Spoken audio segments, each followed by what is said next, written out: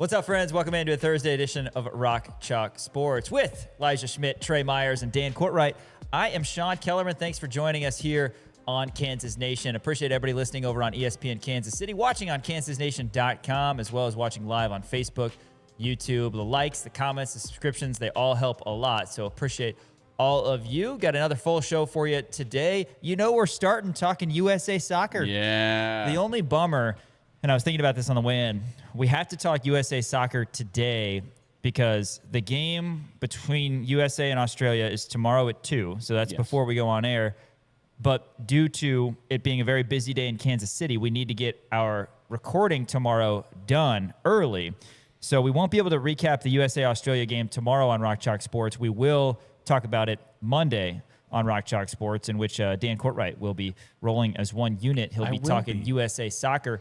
So how selfish of you, by the way. I know. To leave me alone for an entire week, man. I can't. Unbelievable. The nerve. Can't believe you do that. So we're going to preview it. We won't be able to talk about it tomorrow, of course, because by the time we're recording, you know, we won't have a result of that game. But Monday, we'll let you know. That's a big one for USA. I mean, they've already got 3 points. So does Australia in Group D of the World Cup. Going to break that down here in the opening segment.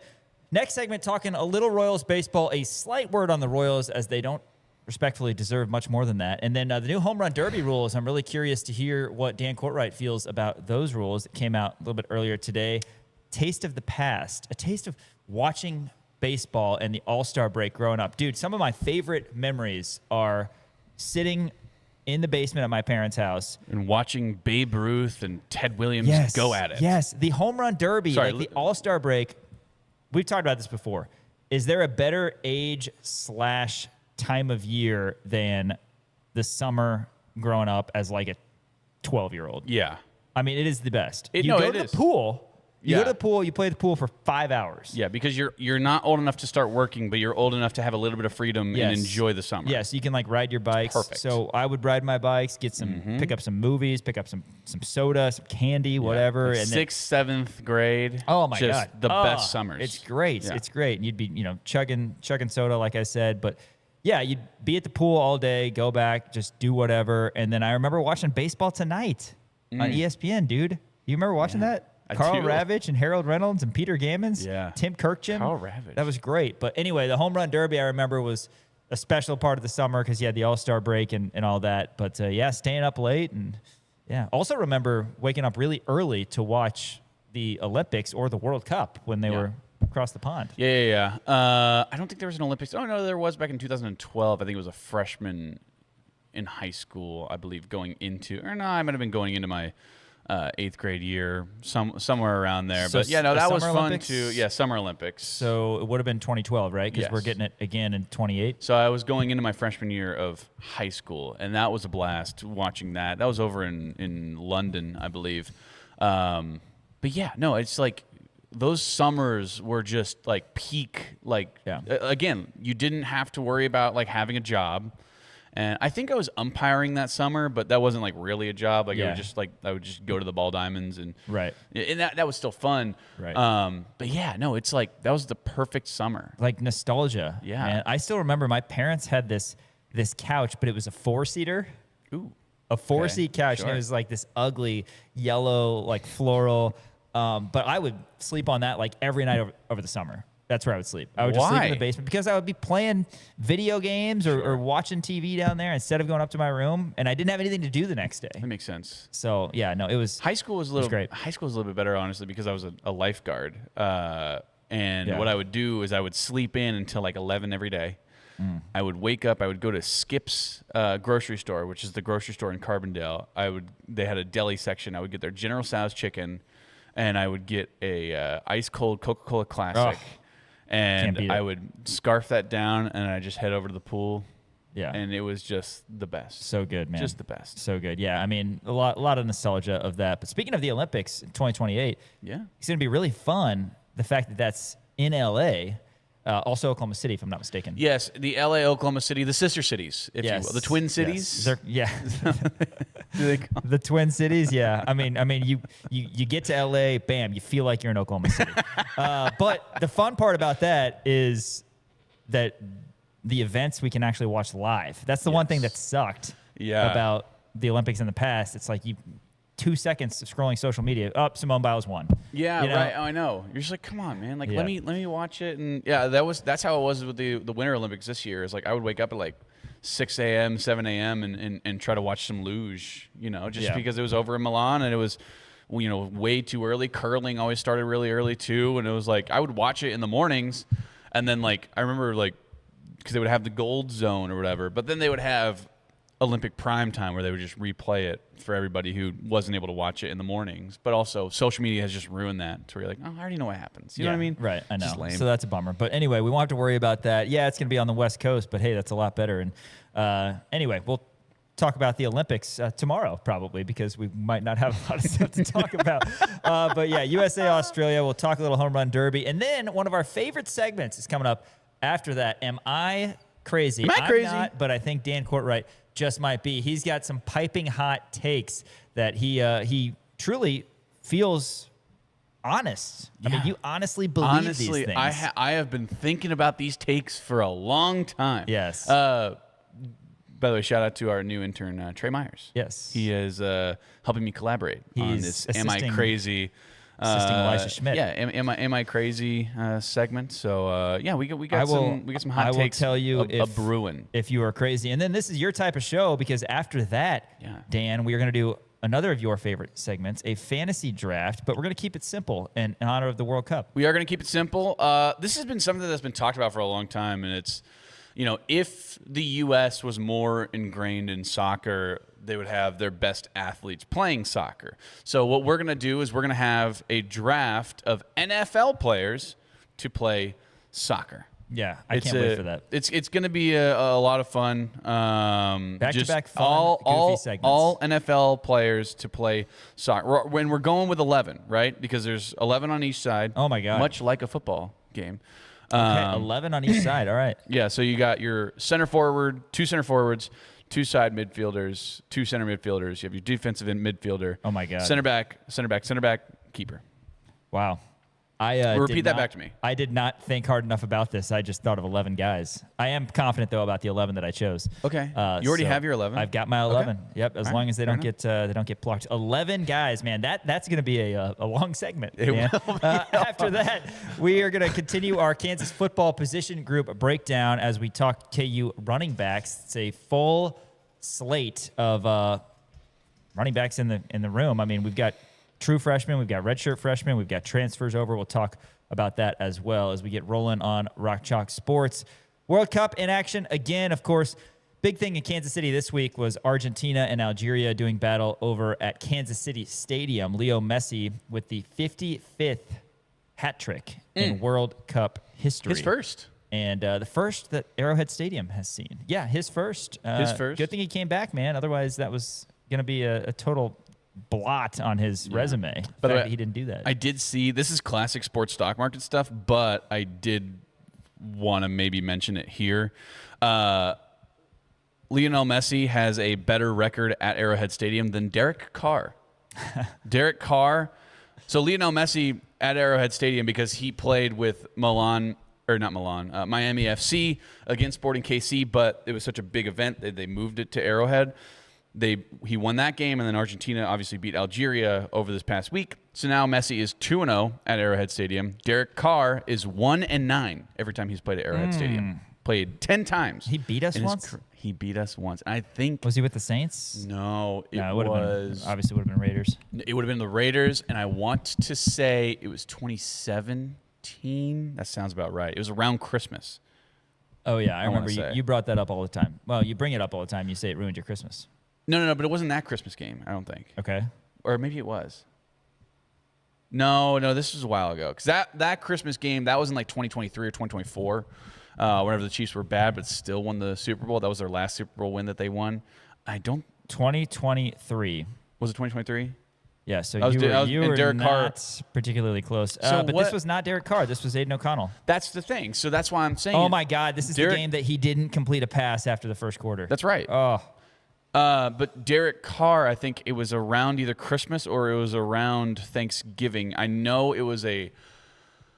that did ruin my Christmas, though. No. Was it Black Friday? It might have been the Thursday night football. I think the Chiefs might have been playing on No, that can't be right. Anyway, I don't know. I can't remember what it was. I'm done listening to you speculate. All right, that's fine. I don't remember. I think it was. I remember I was in college, but it was early college. I want to say it was 2017 when Derek Carr beat the Chiefs in Arrowhead Stadium for the one time that he did. Maybe it was, But shout out to Leo maybe it was Messi. 2018. All right, we got to stop talking about this. I know. Yeah. So Raiders.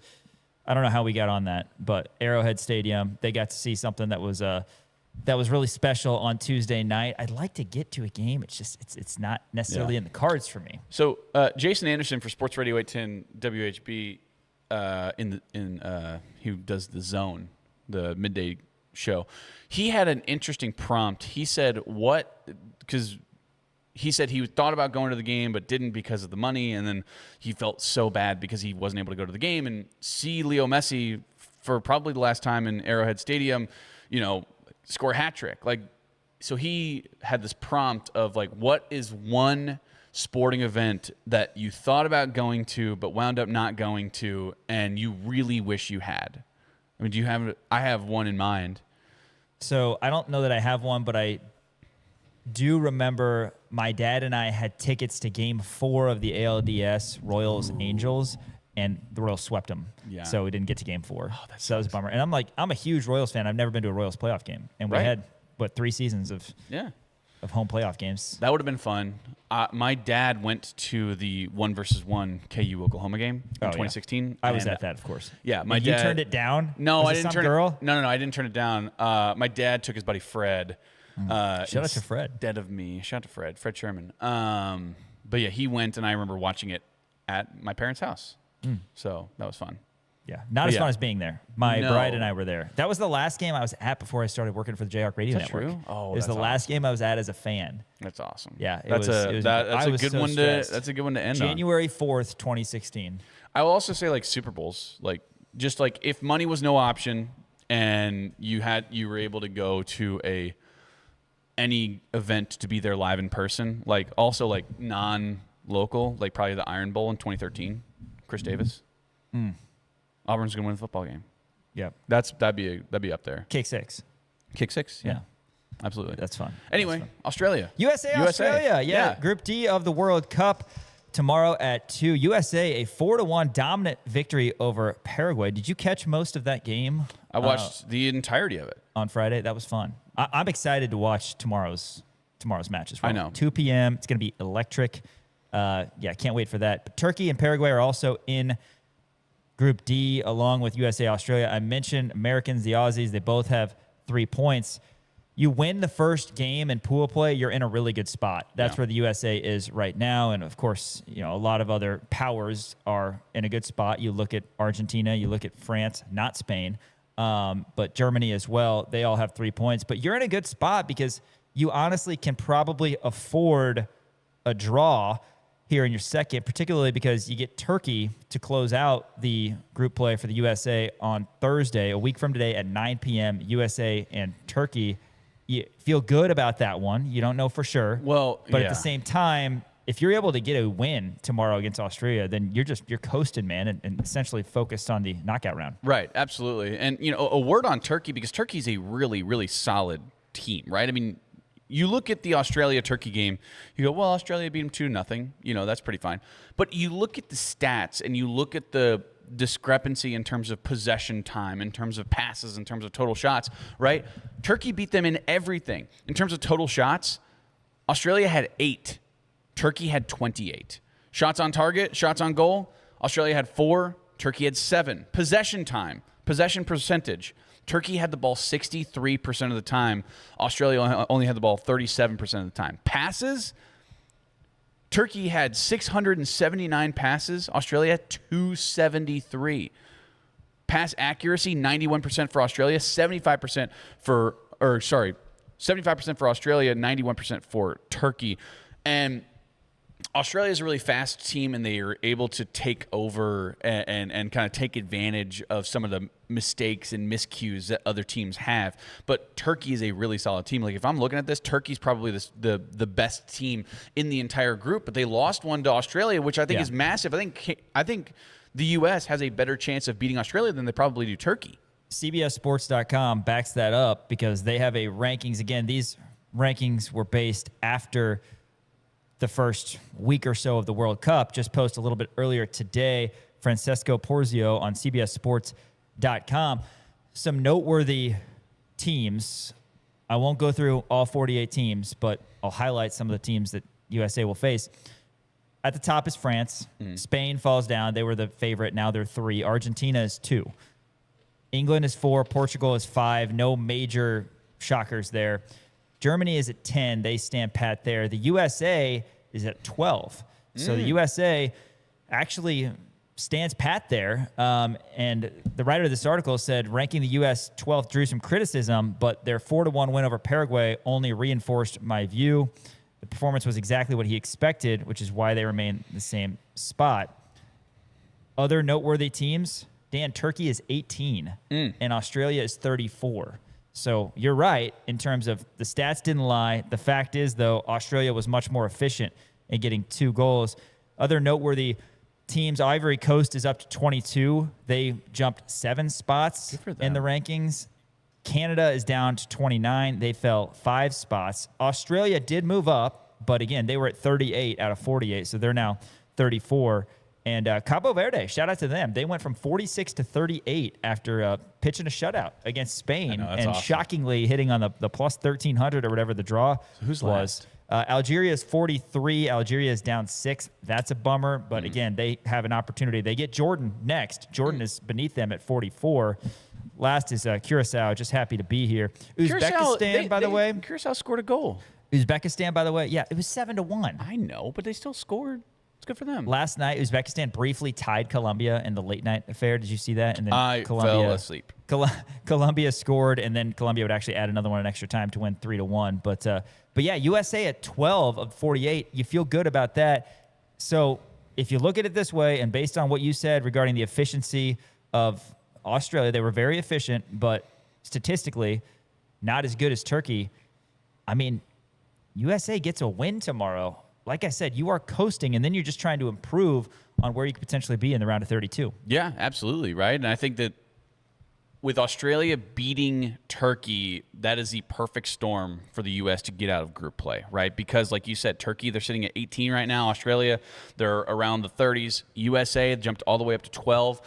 Is that high for them? I don't necessarily know because of the fact that you had such a dominant performance against Paraguay. Paraguay's not great.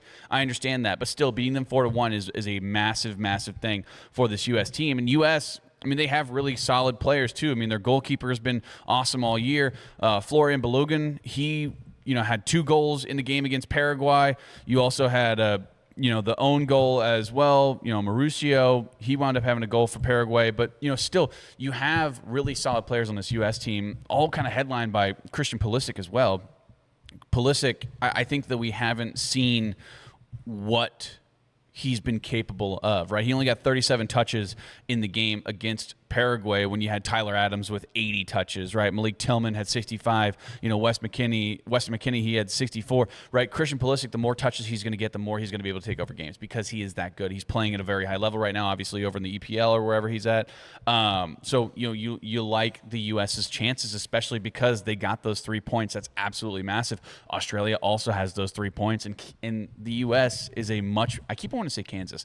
The U.S. is a much better team than Australia. Kansas. So the fact that you have Turkey right now sitting at -2 and the U.S. sitting at 3 up alongside Australia, if the U.S. is able to beat Australia, get 3 more points, I mean, U.S. is sitting really in solid territory right now to make it into bracket play. I can't tell you the last time the U.S. made it into bracket play, but I know for a long time, the U.S. has been terrible at soccer in men's soccer. The women's soccer team is always fantastic, but the men's soccer team, this is the first time in a long time where they're really going to be able to make some noise. 2014 and 2010, USA was in bracket play, which is fun. Let's see what the prognosticators think. USA tomorrow against Australia at 2 o'clock, -170. Draw is +340. And Australia is +425. So, again, the prognosticators like USA. And talking about some of the players that you mentioned for Team USA, we have to see what the goals are. Right now, it's pulling up the Sweden game when I'm trying to look at trying to look at the player props, but if you look at the futures for the teams that are favored in the World Cup, France is still the favorite at plus 400. Spain's still comfortably in second at plus 550. Yeah. Again, they're still going to, in all likelihood, get out of pool play, but they got to find the back of the net, and they weren't able to do that. Yeah. Here's the thing about the U.S., though, is against Australia. Australia is not a good defensive team in terms of their, sort of those back guys, but their goalkeeper is one of the best in the World Cup right now. He had 8 saves, all 8 of those shots on goal by Turkey. Saved all 8 of them, right? So he's been really, really solid all year, or all World Cup, which has only been one game, but he's still a really solid goalkeeper that they have over there in Australia. So if the U.S. is able to get more shots on goal, more shots, even just tilt the field, be on Australia's side, they're going to get those opportunities to get it past them. But the goalkeeper is just so good for Australia. So don't expect this to be, another 4-1 victory, right? I mean, the way that you're looking at this, it's probably going to be a 1-0 or 1-1 or some kind of draw or whatever it is. And like I said this yesterday, the U.S. has wiggle room to create a draw against Australia because they're in such a commanding lead alongside Australia as well, to where Turkey, again, probably the best team as of right now in the group. If the U.S. able to draw or beat Australia, they're sitting in the driver's seat. Pulisic is plus 500 to score a goal. He's also plus 100 goal plus assists. So if Pulisic is indeed going to be Captain America, hopefully it starts tomorrow against Australia. That's at 2 o'clock. Again, we won't be able to recap it tomorrow because we're going to have to pre-record, but certainly on Monday's show, we will recap it. We'll try to get you some sights and sounds from around Lawrence as well, as USA has Australia tomorrow, and then Thursday, a week from today, 9 o'clock against Turkey to close out group play. Algeria, for those of us who are supporting. Viva l'Algerie. Yeah, Rock Chalk, Algeria. We'll go with that. They get Jordan Monday at 10 p.m., and then they get Austria a week from Saturday at 9 p.m. Would love to see them go on some sort of Cinderella run. It's been a lot of fun welcoming them here to the River City. All right, more coming up on Rock Chalk Sports. We're going to talk a little home run derby, a little Royals baseball, and then a couple special segments after that. More coming up. ESPN Kansas City, KansasNation.com. What's up? I'm Bodie Ray with Kansas Baseball, and you're watching KansasNation.com.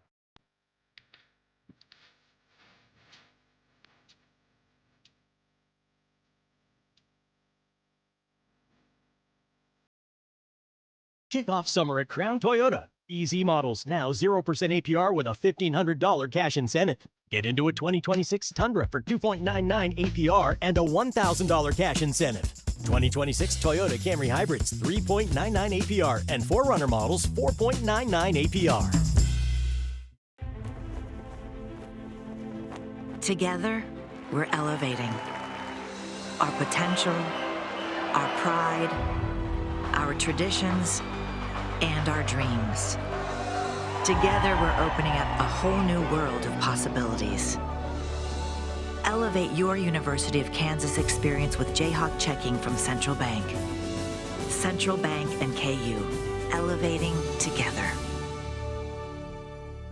This is SSJ. Winter in Kansas City doesn't mean your lawn takes a break. It means smart homeowners get a head start. Let David and his crew from Custom Lawn and Landscape prepare your yard for a greener, healthier spring with winter fertilization, soil conditioning, and pre-emergent treatments that stop weeds before they start. Because when the snow melts, you don't want to start fixing your lawn, you want to already be winning. Trust Custom Lawn and Landscape, treating your yard now so it looks incredible later. Visit CustomLawn.com to schedule your winter services today.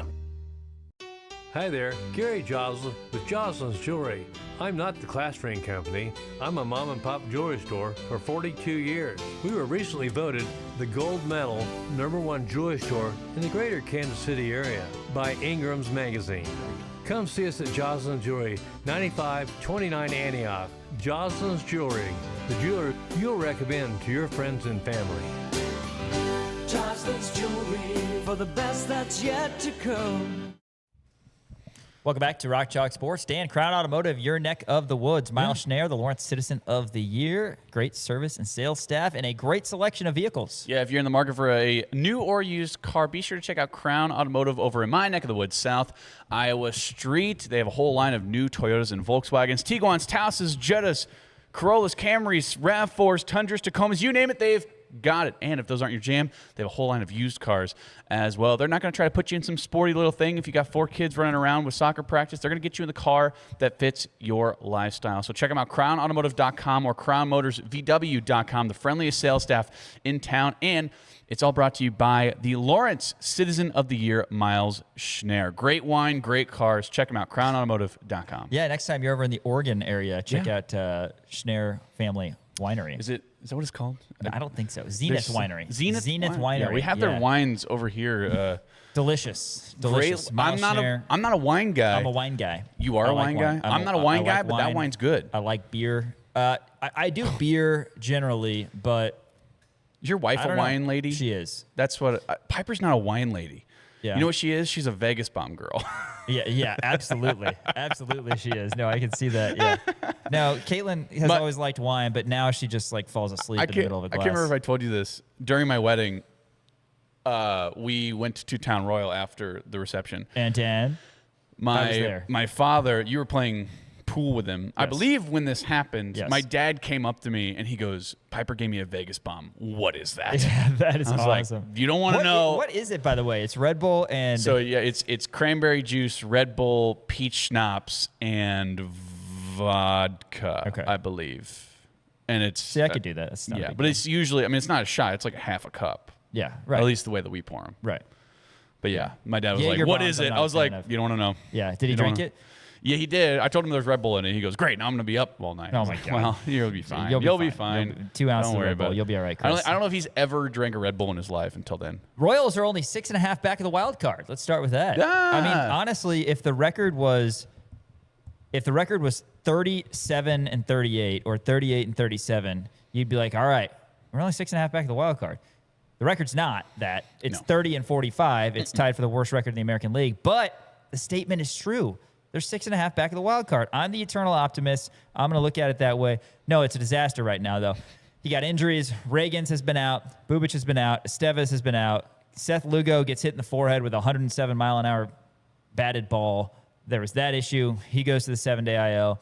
You're forced to start guys like Mitch Spence, who's no good as a starting pitcher. That's There mean. are some good things. Bobby Witt Jr. is a good thing. You got a couple young arms who I think are going to be good in the future coming up, particularly Luinder Avila. It's looking like the Freddie Fermin deal is going to be fantastic as the Royals got Stephen Kolek, who's been awesome. Yeah. So there are some positives. But, yeah, a lot of injuries. We had Lesky on the show on Tuesday, and he was – I don't want to use the word pessimistic, but he was being realistic about the rest of the season. Again, there are some good Yeah. things. Caglione is becoming one of the better hitters on this Royals team. Noah Cameron has found his form from last year. But, yeah, injuries. Pasquantino's on the IL. And next up for the Royals starts tonight against the Cardinals. It's a weird 3-game series where the Royals don't play on Saturday. I don't understand. That has never happened. But Yeah, you play that's weird. tonight at 6:40, tomorrow night at 7:15, and then Sunday at 1:10. I would love to figure out why that is. I mean, it's strange. But we're kind of past the time that the Royals had an opportunity on paper to get some wins. I mean, all they've done is lose series. They lost a series Right. to the Rangers, they lost a series to the Astros, and they lost a series to the Nationals. They did win yesterday 6-2. So there's that. Got some home runs. Carter Jensen had 4 hits. That was nice. Jack Caglione last week had a game where he had 4 hits. 22 years old, 23 years old, respectively. You like that. But now, after the Cardinals, you get Tampa for 4, who's very good. The White Sox, who apparently are good. Those are 2 of the 4 teams that are above 500 in the American League. And then you get the Rays again after that. Then you have the Phillies, who are really good, at the Mets, at the Orioles before the All-Star break. So it's not trending good. But again, the American League is so bad, you feel like they can string us along a little bit more because who knows what can happen. Yeah, I know. And, it's just so unfortunate because you look at this Royals roster and you go, man, there's so much good young talent, but it's just not coming together, right? Like you said, And Cags injuries. and injuries. Injuries is also a massive part of it. But Carter Jensen and Jack Caglione have been sort of the bright spot in this black hole that we like to call the Kansas City Royals. They're 30 and 45 right now. There's 22 games, if I'm not mistaken, or 21 games until the All-Star break. Okay. Am I right about this? I have not think added them I am. up, but- it's either 22 or 21 games before the All-Star break. I did a quick scan of it, but I'm not great at counting. I usually never go over 15, so that's where it kind of gets a little shaky for me. But it's unfortunate because the American League is so bad this year that you still, like you said, you have people looking at it in an optimistic view of like, hey, well, they're only so many games back in the wild card, right? It's still a possibility, so that keeps on extending this. Are they buyers? Are they sellers? What do they do? What changes do they make? What management changes do they make? Who do they pull up? Whatever it is, right? How do you develop those guys? Do you pull up guys up early from AAA just to get them some experience? Like that, those kinds of questions are being pushed back a little bit because the AL is so bad, right? As of right now, I'm full on like, it's over. Sell everybody off, get a bunch of good guys in your farm system, and then, hey, maybe you'll be good in 2028. I want to see one more wave of, can we get a couple of these guys back from the injured list? And then I'll give up later. But Sure. I've already given up. If we can get Ragans and Bubic back, then, I mean, how do you argue with a rotation that includes both those guys as well as Lugo and Noah Cameron and Stephen Kolek? I mean, you have an opportunity. Plus Michael Wacha, who's been a mainstay. I mean, that's 6 legitimate starting pitchers that give you a chance every night. It's just been a scenario where the Royals have been dealing with injuries. You've been dealing with an aging Perez. You've been dealing with Pasquantino, who's now hurt and took him forever to get going. And, guys who they brought in as offseason free agents, and Lane Thomas and Isaac Collins have been meh at best.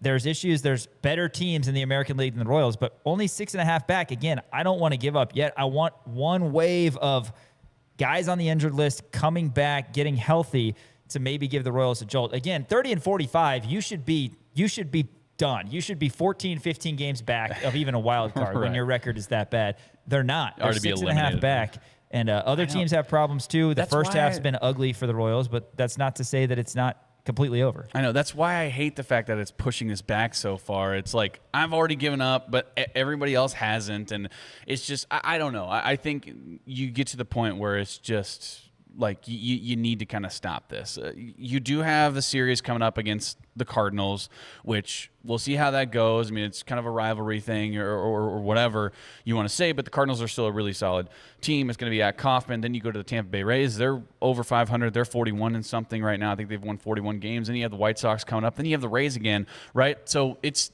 going to be tricky. I think if they drop these 2 series against the Cardinals and the Tampa Bay Rays, I mean, are you looking at that as a, hey, it's over? I think, I mean, again, are you giving them more wiggle room? I want to see how the injuries play out because, again, it sucks for guys like Ragans, who's been injured, it seems like his whole career. And when he's healthy, he's got ace stuff. And Bubic, same deal. When he's on, he's got number 1 type stuff. Yeah. And unfortunately, they have not been able to do that. And now Maikel Garcia, who had to be removed from a game, he is likely out for a couple days because of a hand thing. So that's no good either. He also hasn't been as good as hoped. I mean, you when you looked at this season, when the prognosticators looked at this season before and said the Royals are going to compete for the American League Central, you planned on not only, the Royals being more healthy than they have been, but you planned on Garcia and Pasquantino being a lot better than they are, and certainly Perez. I mean, you were hoping Perez didn't have a drop-off, but it seems like he's having that as it's been now an extended play. But got to have your guys be dudes, and they just haven't been. I have a question about Stephen Kolek for you, because you were talking about like, oh, well, we have Stephen Kolek, and he's been great. He's been serviceable, and this is a guy that you can, kind of look at for the future or whatever. But he's 29 years old, which that doesn't mean anything. But 2.68 ERA, really good. 34 strikeouts, really good. He's 4-1 right now. But I mean, are you looking at him as a legitimate, like, this could be a potential guy that the Royals hang on to for maybe the foreseeable future, as this is going to be one of our solid rotation guys for the next 4 to 5 years? If you asked me that, or if you asked the Royals that 6 weeks ago, I think they would say no. Right. They'd say he's a serviceable arm, but let's go back. But right now, it's like he's pitching so well. I don't know if it's just because he's there 6 or innings, what. Cinco de Mayo, 6 innings, he gave up 3 runs. That's a quality start. Okay, it is what it is. Then he had a bad start at the White Sox, gave up 5 runs in 4 2/3. Got more opportunities, of course, as the injuries piled up. And as Lesky talked about, this is the time of year to maybe not worry as much about wins and losses if you are accepting the fact that the Royals aren't going anywhere, and start thinking about, okay, who do we have? What can these guys bring us? 29 is older for a position player than it is for a pitcher. Since those first 2 outings for Kolek, 6 1/3 scoreless against the Cardinals, Royals won 2-0. Complete game shutout against the Mariners. Royals won 5-0. He gave up 4 and 5 innings against the Rangers. And then how about his next outing in June? He gave up 2 and 7 innings against the Reds, 1 and 5 innings against the Rangers, and then none in 7 1/3 against the Astros. The Royals won 4-0. The Royals aren't exactly tossing a shutout every night, and they've done so 3 times when Stephen Kolek has been the starting pitcher in his 8 starts. So yeah, he's been great. And again, this is a good spot to be. And maybe if the Royals do end up being sellers, then one of these guys will get moved. I think that's a realistic possibility. But going back to what I said about the starters, Ragans, Bubic, Lugo, Waka, Kolek, and Cameron, that's 6 legitimate MLB-type starters who are no worse, any of them, than a 3-4, and some of them have 1 potential in your starting rotation. So I think there's a lot to like. I did want to ask you your opinion on the Home Run Derby format that it just was announced. Going back, it's reverting to a swing-based system. Remember, they had this in the past. I talked in the open about, watching the All-Star game and the Derby growing up in my parents' basement. And it was, if you swung and didn't hit a homer, that was an out. Yep. There was no time, anything like that. And then, pace of play, everybody's complaining about it. They put on a clock, and they still had some adjustments. And I think it's entertaining no matter what they do. But now they're going back to having no clock for the Home Run Derby because people complained about having a clock and whatever. It's stupid. Less pressure on the pitcher, which I guess is good. You don't have as much pressure as the pitcher to throw a strike and throw it, quickly. But here's how it's going to look. It's going to be a swing-based format. This is according to The Athletic. MLB hasn't officially announced it, but Monday, July 13th is the Derby. 8 players will take 20 swings each. If they homer on their 20th swing, they can continue swinging until they make an out. I like that. Ties are broken by longest home run distance. Love it. The top 4 home run totals advance. I'm going to sneeze. Nailed it. The 4 players are seeded 1 through 4. So after the 8 guys swing in the opening round, get down to top 4, the 4 players are seeded 1 to 4 based on their homer totals. So if a player hits a homer on its 20th swing in the opening round, then he earns what amounts to a 21st swing, 22nd swing, go on until he makes it out. Until you don't hit a home run. Yep. Second round, they're going to do seeding. Everybody loves a good bracket, even a tiny one like this. But it's going to be number 1 versus number 4 and number 2 versus number 3. 4 players will take 15 swings each. Same deal. If you home run your 15th swing, you can continue swinging until you make an out. Ties are broken with 3 extra swings each. The 2 winners of the head-to-head advance to the finals. And then in the finals, same deal. 2 players take 15 swings. If you homer on your 15th swing, you can continue swinging until you make an out. Ties are broken with 3 extra swings each. So pretty simple in all. I mean, last year we had like the swing off where like Kyle Schwarber had left the building and like Aaron Judge or somebody had left the building. So then we had Jonathan Aranda swinging in the swing off. It's like, this isn't really what we're going for. And Kyle Stowers was in the swing off, I think. Nice players, but not the big names that you're used to because the other guys had respectfully gone home. Yeah. Gone back to their hotel. Yeah. So anyway, your thoughts on this? Again, it might take a little bit longer. They're continuing to adjust it. I do think no matter what they do, it's a fun thing. And I got to go to the Derby back in 2012 in Kansas City. That was a lot of fun. Yeah, in the All-Star game. Yeah, it's fun. I do like these rule changes. I thought that the clock, again, just put a weird amount of pressure on the bullpen pitcher, if you will. And now there's more of an opportunity. I think this is going to take the pressure off. Now they just have to place the ball, essentially. And I think this is opportunity for more home runs, which is going to be a lot of fun. That's why you watch the Home Run Derby. Chicks dig the long ball, man. Chicks dig the long ball. And B, I like the way that they're capping it, but until you make an out, right? So there's 20 swings in the first round, but on the 20th swing, if you hit a home run, then you keep on going until you miss, which I absolutely love that. Sounds because exhausting. Guys can get on a roll. Yeah, sure, it sounds exhausting, but again, there's no pitch clock, so it will take a little bit longer time, but I think that, guys aren't going to be taking, maybe they'll be taking more pitches, right? That's always the thing that takes forever, right? If you see a guy take 8 pitches in a row, then you're like, all right, come on, man, like let's get this thing going. I like the fact that ties are broken by the longest home run distance. That is a fun little wrinkle. I don't think they've ever. Did they used to do that back when it was a swing based? When it was swing back based, in the day? Did they do that last year? Maybe they did that last year. Yeah, they did it last year, even when it wasn't swing based, because and you would get extra. That's what you would do. You would get extra swings if you hit a ball 450 or something. I believe, sure. Yeah. with a max of like See, 3 but extra I don't like swings. that. I like they're simplifying it. They're like, all right, you get 20 swings, and on the 20th, you go until you don't hit a home run anymore. And the way that we're going to break the ties, longest home run. If you both have 16 home runs, guess what? Whoever hit the longest one, you win, right? And then in the second round, I love the fact that they're changing the tiebreaker to 3 extra swings. Instead of the longest home run in the second round where you go bracket play, if you're both tied up at 15 or 16 or whatever, then, hey, all of a sudden, all right, well, now you get 3 swings and you get 3 swings, and you'll just kind of go from there, I would assume, right? I would assume, like, okay, well, if you get 3 swings and the other guy gets 3 swings, you both hit 2 home runs, then they're going to go 3 extra swings, which that makes it fun, makes it almost like, sudden death, if you will, right? You see, you have one guy who strikes out or gets 3 balls who don't go out. You get 1 home run. I mean, that feels like a walk-off home run, essentially, which I think is such a blast. So I do like these new added wrinkles. I think it's going to make the home run derby better. Is it going to make it longer? Absolutely it will. But you're there to watch home runs, and again, it takes the pressure off of the pitcher. It takes the pressure off of the batter. They have more time to set up, because as much as I like it shortened, I like home runs more. Yeah, I agree. And I like brackets. Everybody likes brackets. I like brackets too. So it's fun. No, I 4 like versus how 1, they're 2 doing it. versus 3, Top that's 4 fun. advance. It's fun. It's one of those that's like, I don't know that and I'm a big baseball fan, like, I don't know that I circle the home run derby on my calendar every year, but I'm more often than not, I'm going to tune in. Bobby was Sure. in it. That was so much fun. It's always, yeah. Oh, no, that was great. And when Salvi was in it back in, 2021, While I back. believe? Yeah, it was about 5 years ago. Kazoo Mike Moustakas was in it as well. Remember, that was such a big deal because the Royals never got a home run derby, and now we've Right. had 3 that we recognize here in the That's last true. 10 years or so. Yeah, exciting stuff. Hey, we got some fun segments coming up for you on Rock Chalk Sports as we kind of trudge our way through the offseason. Am I crazy? Is coming up next. And after that, we're going to have a fantasy draft of NFL players to a soccer team. You know why? Because the World Cup is here. And Yeah, it's in that's town. right. I'll be darned. How about that? More be coming up darned. on Rock Chalk Sports, ESPN Kansas City, KansasNation.com. Hi, my name is Augusto Mungarrieta from Kansas Baseball, and you're watching KansasNation.com. Ultimate pool party sale at Family Leisure.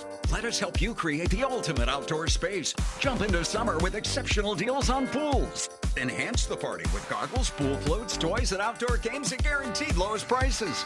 Dozens of in-stock sun loungers to choose from. Multiple shade solutions to choose from. Spas and swim spas at unbeatable prices. Add the finishing touch with an outdoor kitchen or pool grill.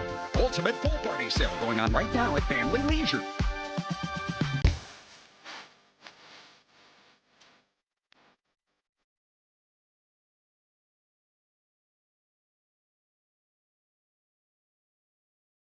Wherever you're headed, there's a Volkswagen for the way you live. Get a $3,500 customer bonus on the 2026 Atlas and Atlas Cross Sport. $2,500 customer bonus on 2026 Tiguan models.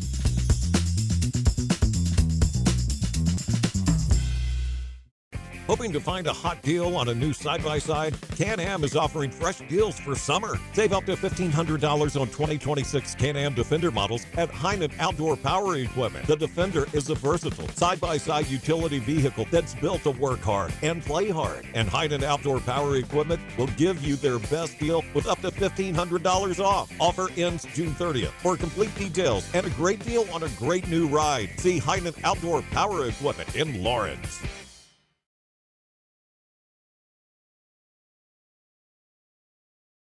This is SSJ. Winter in Kansas City doesn't mean your lawn takes a break. It means smart homeowners get a head start. Let David and his crew from Custom Lawn and Landscape prepare your yard for a greener, healthier spring with winter fertilization, soil conditioning, and pre-emergent treatments that stop weeds before they start. Because when the snow melts, you don't want to start fixing your lawn. You want to already be winning. Trust Custom Lawn and Landscape, treating your yard now so it looks incredible later. Visit CustomLawn.com to schedule your winter services today.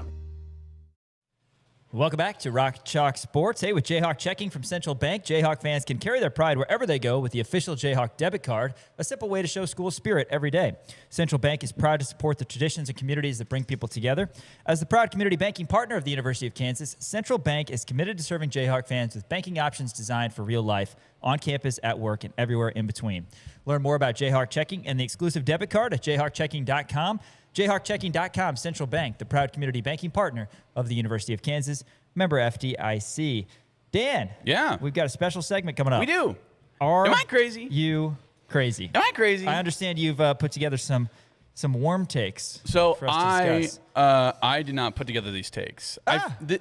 The way that, how do you want to do this? I can't believe you just said that. That ruins the whole. Now people don't think that you actually believe that. No. Here's the way I think we should do this, because we have a new intern here. His name is Trey Myers. Okay. He has put together a list of like 15 takes. So he wants to know if he's crazy. So this is going to be a new segment called "Is Trey Crazy?" Is Okay. Trey crazy?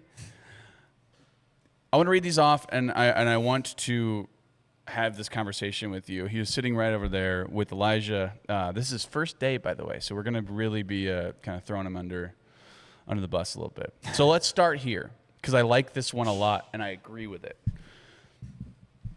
Trey Myers says, "Am I crazy for thinking that Kentucky basketball has not been good in the 21st century? They had an incredible 5-year run, 2012 to 2015, but no Final Fours outside of those. Will they?" He also says they will become Indiana. Mid. But people will always say, "Whoa, it's Kentucky," but Kentucky hasn't done anything in the back. Mark Pope is not a good coach. I agree. I think we've well established that. I think they're gonna be mid. I totally agree. And it starts at the top with Mark Pope. I don't know how many years they're gonna give him.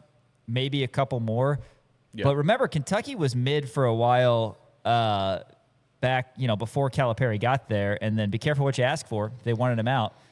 Everybody says no, thank you. They choose Mark Pope as their 17th choice. Mark Pope assumes that he's their first choice when everybody else, literally every other human being, Right. knows that he was their 17th choice. That's when I think it started. And he is mid. The other thing is there's too much money for the other programs in the SEC that have Yeah.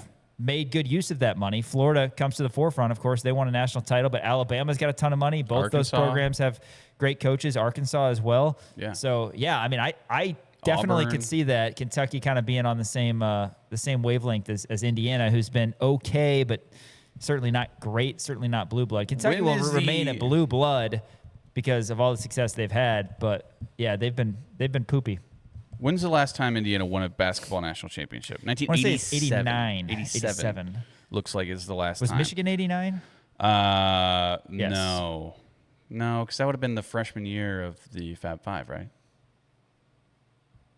Oh no, yeah, you're right. I think 89 would have been the last time. Yeah, no, you're right. We can look it up. I think that's right. I mean, I'm pretty sure it was Michigan. Yeah, I think you're right, because that was before the Fab Five got there. Yes, it was Michigan. Yeah. Steve Okay. Fisher, 80-79 over Seton Hall in overtime. Okay, fair enough. It's going to take a while for them to become Indiana, right? Because Indiana, again, they haven't done anything since 1987. They've always kind of been middling ever since Bobby Knight left. They haven't had great coaches. Like Tom Crean was fine, I guess. He's probably been their best coach, right? Indiana, I think, is going to get better. But I think Trey's right about this. I think Kentucky gets more credit than they deserve, right? And they're resting on the laurels of, we have 9 national championships. I get that. I understand that. But the last one they had was 2012. That's the only one Calipari won. And then once the NIL And the transfer portal. once that era started to come to fruition, then the recruiting aspect of what Calipari did kind of fell by the wayside, right? Where that was what he rested his laurels on. It's like, hey, come to Kentucky for a year, and then we'll get you to the NBA. What did he do with that talent? He only won 1 national championship with that talent in 2012. He did, but And it's hard to win a national championship. it is hard to win. I understand that. They should never have pushed him out. No, I agree. I get it. It's frustrating. They lost to St. Peter's. like They I said- lost to Oakland. Yeah. Yes. Yeah, I agree with that one. Trey also says, am I crazy for thinking that Caleb Wilson has more upside than AJ DeBonsa in the NBA? I don't think that's crazy. So let's view this from a statistical standpoint. So Caleb Wilson, 19.8 points per game, 9.4 rebounds per game. That was 21st in the nation. Not a great assister. Good field goal percentage, 57.8% from the field. But again, a lot of those are coming from the inside. I don't think that's. And you got Debonsa. And you His have, numbers, I assume. So let me pull this up. I know Debonsa, AJ. Did he finish leading the nation in scoring? He did. So he did finish leading the nation in scoring with 25.5 points per game, but only 6.8 rebounds per game. Not a great rebounder. You see him outside a little bit more than you see Caleb Wilson outside. More assists per game with 3.7 assists per game, 51% from the field. Caleb Wilson, I think, is a better defender than AJ Debonsa. AJ Debonsa has a much higher upside, I think, on the offensive side of the ball. And if Caleb Wilson is able to stay healthy, then maybe he could get to that level. It also depends on landing spots, I think. I think that AJ has the playing ability to be able to make the Washington Wizards or the Utah Jazz or whoever it's going to be a much better team. But Caleb Wilson, you're looking top 5 right now, presumably for him. I think he does have that capability. But again, I think with AJ Debonsa and the multi-level scoring that he has, the multi-level scoring that he has is much better than Caleb Wilson's. Caleb Wilson, again, is a better defender. I agree with that. And I think it depends on what you mean by upside, right? If you're looking at holistically, maybe just because he's a better defender. And he's probably going to go to a place with more support around him than AJ Debonsa. But I think AJ Debonsa is a better scorer than Caleb Wilson. Debonsa definitely was a volume guy last year. Still shot 51%, like you said, but I mean, the ball was in his hands nearly every possession, except when Rob Wright decided it was Rob Wright time. 33% from 3. My only concern with Wilson, and I think it's not that big of a concern because, I mean, I saw this dude in person. He shot 26% from 3. Yeah. Higher field goal percentage than Debonsa. He shot 58% from the field, but I kind of liked his jumper. I'm not going to lie, even though the percentages aren't great from 3. I'm trying to think of who a comp would be. Maybe he'll end up being more like an Asar Thompson, to where he's more of a defensive type guy. He did average Wilson 1.4 blocks and 1.5 steals per game. I mean, that's going to play. So if you're talking ceiling from holistic player like you talked about, then yeah, you're going to get more from Wilson. Now, I think he probably feels that he's a better offensive player than Asar Thompson, but similar build, that's the comp I would go to. I don't have any problems with his jumper from everything that I saw when I watched him. Of course, again, the percentages weren't great, but small sample size. Debonsa is just going to be one of those guys who's really good. Maybe Debonsa is more of like an Andrew Wiggins type, to where he's more of an offensive type player, but naturally he's able to create some havoc defensively as well. Yeah. But I don't know if I'm sold on Debonsa being a year in, year out all-star. So that's honestly. the thing. Like, I think he's going to be a consistent, like Andrew Wiggins, consistent scorer, a guy who's in the league for a long time. Well, when you look at both of them, Caleb Wilson showed up in the biggest games, where AJ Debonsa, I feel like, didn't. AJ Debonsa would show up against lesser opponents every single time. But when you're playing in the NBA, you're not going to have that. You know what I mean? Caleb Wilson consistently showed up in the biggest moments. So I think that there is a case to be said that, yeah, maybe he does have a higher upside. This is a fun one that I want your thoughts on. Trey Myers says, am I crazy to think that Leroy Blyden will lead KU in scoring and make an all Big 12 team? Yes. I think that's crazy. Yes. I think that's crazy. Stokes will lead the team in scoring. So that's the thing. I think the only way Blyden leads KU in scoring is if Stokes isn't out there, which hopefully he's out there. Yeah, I just think Stokes will. I mean, dude's going to shoot 15 to 18 shots a game, you would think. The ball's but gonna run I don't think it's through. crazy to think Blyden could be the number 2 scorer for No, Kansas. that's not crazy. That's absolutely not crazy.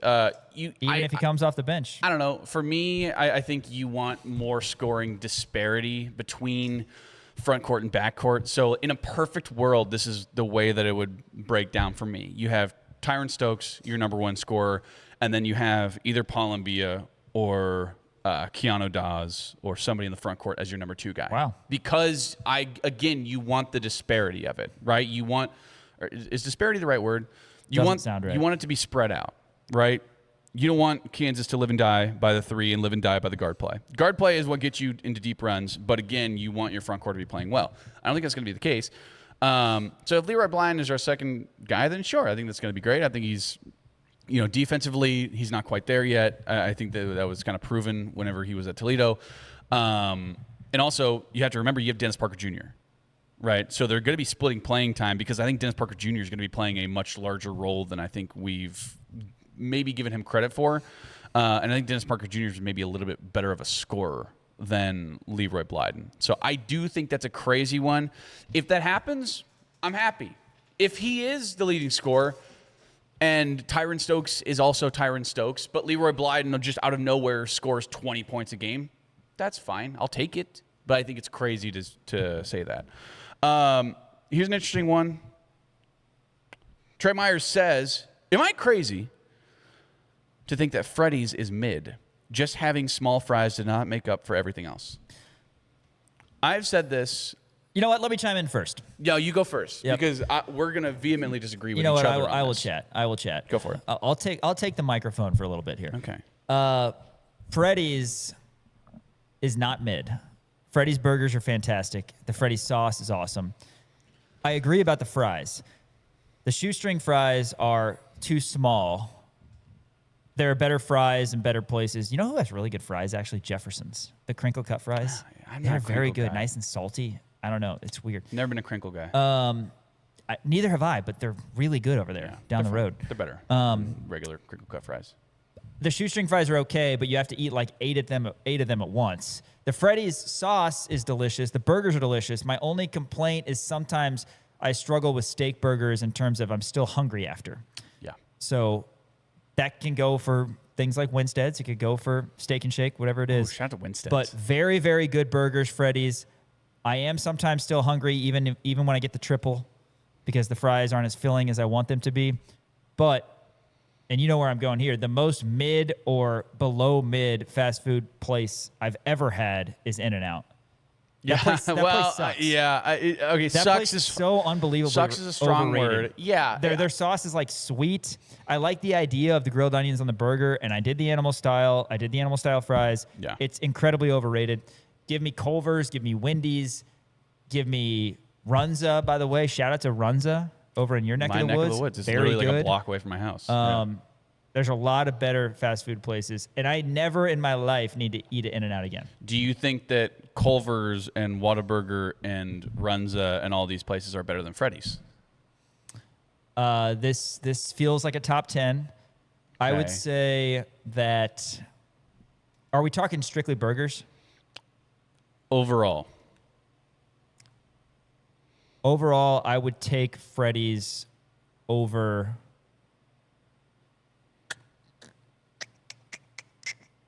I would maybe take Freddy's over Culver's. That's crazy. That's crazy. Culver's is I would so maybe good. take Freddy's over, but I like Wendy's is just so solid, man. Fresh, never frozen. You want a good fast food burger? Go to Wendy's. Yeah, sure. I'm a Baconator fan through and through. No, Dave's double. I agree with Trey. I think Freddy's has a cult following, is what it feels like. It feels like the In-N-Out of the Midwest, where everyone is like, "Oh, Freddy's is the best in the world. Oh my gosh, look at you get a smash burger, and the fries are so good." The fries are not good. At Freddy's? Well, they're good. They're fine. They're tasty, but it's hard for me to eat. I got big fat sausage fingers. And The Freddy sauce though is fire. it's fine, yeah. But like, it's either I'm getting one fry and it's not going to be enough, or I'm getting a handful of fries and they all fall out, and I try to dip them in the sauce and my fingers get all saucy, and I try to shove them all in That's my mouth. operator error. And it's just That's not. operator Maybe error. it is. Maybe I'm still figuring out. Maybe I'm still learning, right? But I'll be damned before I eat fries with a fork, and that's the only way you can. Well, do yeah, that. you're not a barbarian. I get that. Of course not. Okay, another one here. This says Darren Peterson was the third best KU player ever, talent-wise. Trey Myers says, "Am I crazy for thinking that? Am I crazy? Third best player ever, Third, talent-wise. talent-wise. Wilt Chamberlain, Well, yeah, Chamberlain and Manning. Danny Manning, Paul Pierce. Was he better than Andrew Wiggins? From a talent standpoint, I just still don't know. I Okay. didn't see him enough. I know, that's the thing. I didn't, It's and he unfortunate. just Was he better than Frank? when he was out there, he was pressing to score. You never got to see him be a distributor. You'd never really got to see him be a defender, Yeah. honestly. So I just don't know. Was he better because than Frank? Didn't see him enough. That's apples and oranges. That's completely apples and Frank oranges. Mason was the hardest worker of all time, I It's think. he's Does that make 5'11", 4-year guy who got better as his year went on. I mean, better than Frank. How? Frank his last year averaged 25 and 5. I know. And he shot over 40% from the three-point Yeah, line. it's awesome. Darren Peterson did not do that. Okay, raw talent. Who are you taking? Raw talent, I'm taking Darren. Right. Raw talent. Is that not the question? Okay, but I think he's fourth. I think it's not So crazy you, to say. you do think he's top 5? I think he's top 5. I think you go Will Chamberlain, Danny I'm Manning. sorry, I was tired of Paul looking at Pierce. his. I love the kid, great kid. I was tired of looking at his line score at the end, and he had 17 points, 1 rebound, and no assists. Paul Pierce is better. Yes. So I agree. think so. I do think that's crazy to say that he's I third agree. best. If I'm But getting into it, then yes. in terms of top 5, he's probably I would say he's there. But you better not tell any KU fan that. Seriously, because KU fan, holding guys like Devontae still close to their heart, they're not going to want to hear that Peterson Yeah. is above. I mean, what about Nick Timberlake? I mean, how about Merv Lindsay? Merv Lindsay. Yeah, it's a great one. Honorio Adams. I mean, there's Justin Wesley. right. Connor Tehan. I mean, Nick Ba. You don't know anything about this. I have a bone to pick with you about this. You're not a movie guy. Trey Myers also said The Dark Knight is a bad Batman movie. Fighting is bad. Poor voice. Rob Pattinson. I've is actually seen way this. better. You seen The Dark Knight? I have seen The Dark Knight, and I'm a big. This is all I'm going to say, and then I'll let you get after it. I'm a big Christian Bale fan. Shout out to The Prestige. You ever see that? I know that's one of That's those. a great. I love that movie. That is a great flick. Great movie. I'm not a big Robert Pattinson fan, only because he looks. He's just a squirrely looking guy. Sure. I think. I think it's fair. I think he was a really good Batman though. I don't know. I don't think I he was- don't even know what movie he was in. Christian Bale is one of the best. Look at these. Christian Bale is I'll say it, he's the best Batman. I mean, you got Adam West, Michael Keaton. Who else? Who else am I missing? George Clooney. George Clooney, that's right. Christian Bale's the best Batman by far and away. And that's not crazy. Dark Knight is one of the top 5 movies of all time, and that's not even like me saying that. It's like IMDb top 200 movies. It is like number 4, and he's saying it's a bad Batman movie. That's not even. That's unbelievable. That is actually unbelievable that you're saying this. You think that the Robert Pattinson one is better? No. I don't Captures want to the hear essence that. of Captures Batman the essence better. of Batman better. No, you don't even see how he got. Like, you watch Batman Begins, and then you see how it all came to fruition, right? You don't even get to see that in the Robert Pattinson Batman. It's just like the opening shot's like him on a motorcycle. Like it's stupid. No. You're wrong about this. Do you want to do the? I want to do the Chiefs? bottom one. I kind of like the bottom one. Okay, what's the Let's bottom close it out with this one. Braden Burries is the best player outside of the top 4 in the draft. So let's Okay. look at this. A lot of different mock drafts, but we've got Devonta, Peterson, Boozer, and Wilson. I think pretty much it's understood those are the top 4 guys. Yeah. So that's where the line is. Then you've got your Aments of the world, Wagler, Acuff, Michael Brown Jr., who Louisville fans hate, by the way. I think I mentioned Yeah. that before. Kingston Flemings, Braden Burries. Man, you know what? If he's not the best player after those top 4, if he's not 5th, I would put him 6th. Sure. Like I think maybe he is. The only guy that I would put ahead of him potentially would be Acuff. Yeah. I saw Michael Brown in person. It was an exhibition game at the Yum Center. I didn't watch a ton of Louisville games outside of that, but I wasn't overly impressed with him. So I think he's a little bit of a Markelle Fultz. I can get a little Markelle Fultz out of him. We'll have to see. But In a good way or a bad way? Wagler is a really good shooter. He's going to have a great NBA career. But in terms of like guys, dudes, Acuff and Burries are who I would go with. And I might just put Burries ahead of him. I mean, I feel like Burries he didn't get played- enough national attention. I totally agree. And he played like an old school senior played. Yeah. You know, I mean, the dude never got phased, and all this stuff about how Arizona never shot threes and how they beat you with twos, and all that was true because guys like Bradley and Burries could get to the cup. Burries was an elite defender as well. Again, he's maybe like the I can't believe this dude's a freshman type. You know, I mean, obviously DeBonsa and Peterson are built a little different, literally built a little different. Like they look like they're NBA guys right now. But Burries very much was playing like a college senior as a freshman, never phased. And I said that thing about three ballers because he could shoot also. They just didn't shoot very often. He was a good shooter. And yeah, I think he's going to be fantastic. I'm trying to think of who a comp would be. Maybe Steph Castle. Do we like that for Braden Burries? He could be a Steph Castle. Steph Castle's a little bit taller, player. I think. It's not, I mean, that's not a terrible comp. Steph Castle had a lot of bad turnovers. Well, yeah, I'm not talking about Steph Castle the last two games. No, I'm I talking get it. about Yeah, the I know, first I know. 2 years of his NBA career. I don't hate that comp. Stephon Castle. Castle 6'6". What was Burries? 6'5"? Burries is 6'4". 6'4". Okay. Josh Hart with more offense. That's actually not terrible. He's a hard worker, good defender, does the dirty work. Let's see what he. I think Braden Burries has a lot higher upside on the offensive side too. A steal and a half. Yeah. I mean, he probably should have gotten Big 12 Player of the Year, honestly. Although I think after Jaden Bradley got it, then he hit that game winner against Iowa State. At Big 12 That was tournament. so fun. That's pretty sick. I'm actually really mad I didn't get to watch that live. I was there I was in the tunnel. Yes, I know. I was not in the tunnel. Don't say you didn't get to watch it. You chose to watch in the media room. They yell at me whenever I was on the floor. They would yell at me if I would walk on the floor, and they're like, you have a red credential. You can't be out here. I didn't want to go all the way up, and so I was like, all right, screw it. I'm going to go to the media room, and I'm going to eat my snacks. And I was eating my snacks, and I was watching it with everybody else. Rest assured, it was electric. I'm sure it was. In person. I'm sure it was in person. I watched it in the media room 50 yards away from where it happened. I didn't get to watch it You in want to give your take on Burries? Or? I think Darius Acuff's better. Okay. I think that he's...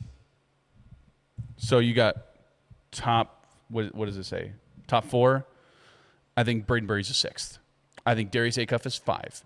Okay. Braden Burries is a solid 6. That Right underneath Darius. I think Darius Acuff is a better player. But very that's similar not to like what I you're... said. Yeah, it's not I could crazy. understand how a team would take Wagler 5th, though, just because of his ability to shoot the basketball. Shout out to Trey Myers and helping us out here for this Am I Crazy segment. So let's determine, is Trey Myers crazy? We'll see. We'll see. Time will tell. We'll see. We just met Time him will today. tell. After this, a special fantasy draft as Rock Chalk Sports rolls on. ESPN Kansas City, KansasNation.com. I'm Cade Baldridge, and you're watching KansasNation.com.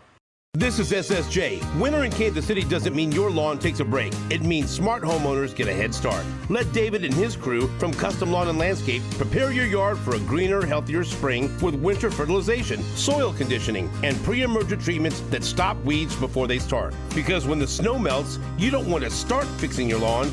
You want to already be winning. Trust Custom Lawn and Landscape, treating your yard now so it looks incredible later. Visit CustomLawn.com to schedule your winter services today. The grass is growing fast and the savings are growing even faster at Heinen. Dominate the season with this limited time offer on the all-star lineup of Ferris zero-turn mowers and Heinen Repair and Heinen Outdoor Power Equipment. Get up to $1,000 instant rebate on a Ferris zero-turn mower. Flexible financing options available with approved credit. Offer ends June 30th. For details and big savings, see Heinen Repair in Valley Falls and Heinen Outdoor Power Equipment in Lawrence. With Heinen, there's always hope for your yard.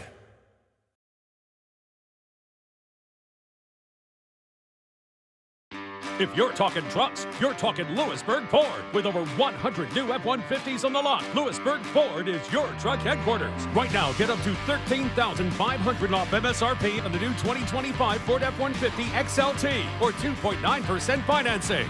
Lewisburg Ford has been awarded the 2025 Ford President's Award. They are the #1 F-150 dealer in KC 9 years running, so you know they'll treat you right. Lewisburg Ford and LewisburgFord.com.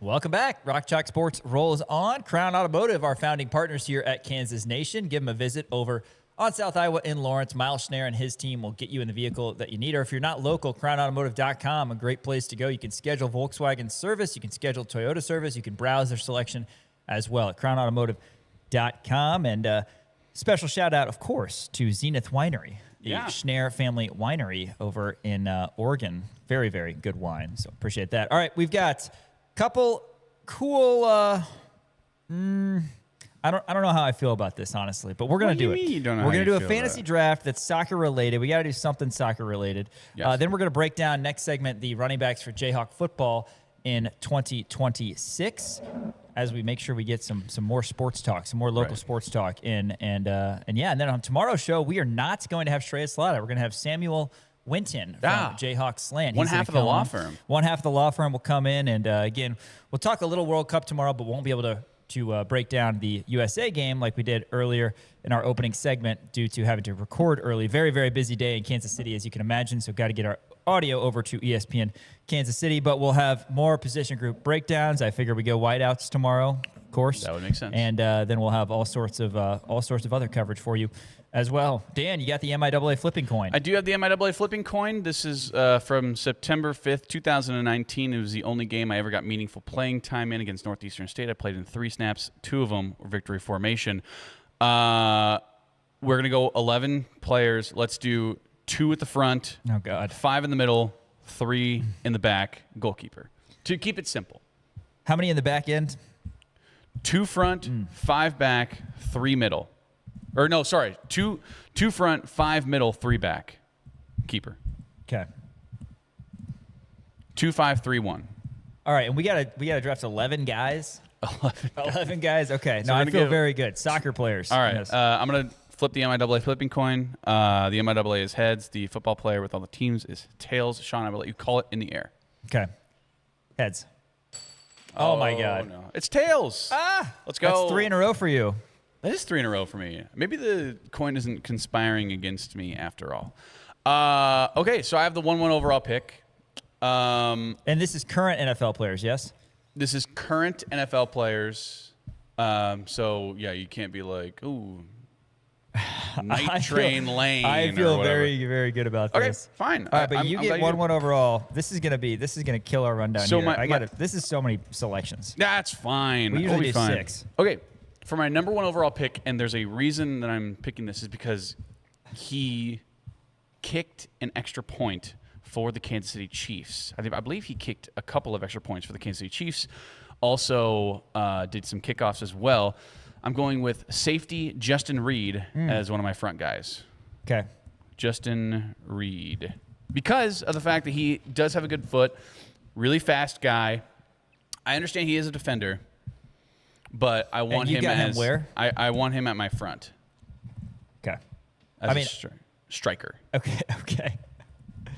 So you have 2 front, 5 middle, 3 back. These are not the official positions of soccer. They are not the official positions. I can give you the official positions. Yeah, of soccer. I mean, we got forwards. We got You have 2 center forwards. You have 2 side midfielders, 2 center midfielders, 1 defensive midfielder, and then 3 center backs and a keeper. But I'm just going to go with front. How about forward?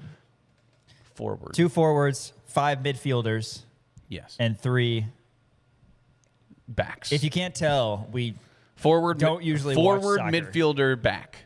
Forward, midfielders, and back. Okay. Back yes. end. And I want him. Yes, back end. I want him at my forward. Should I change him to maybe a?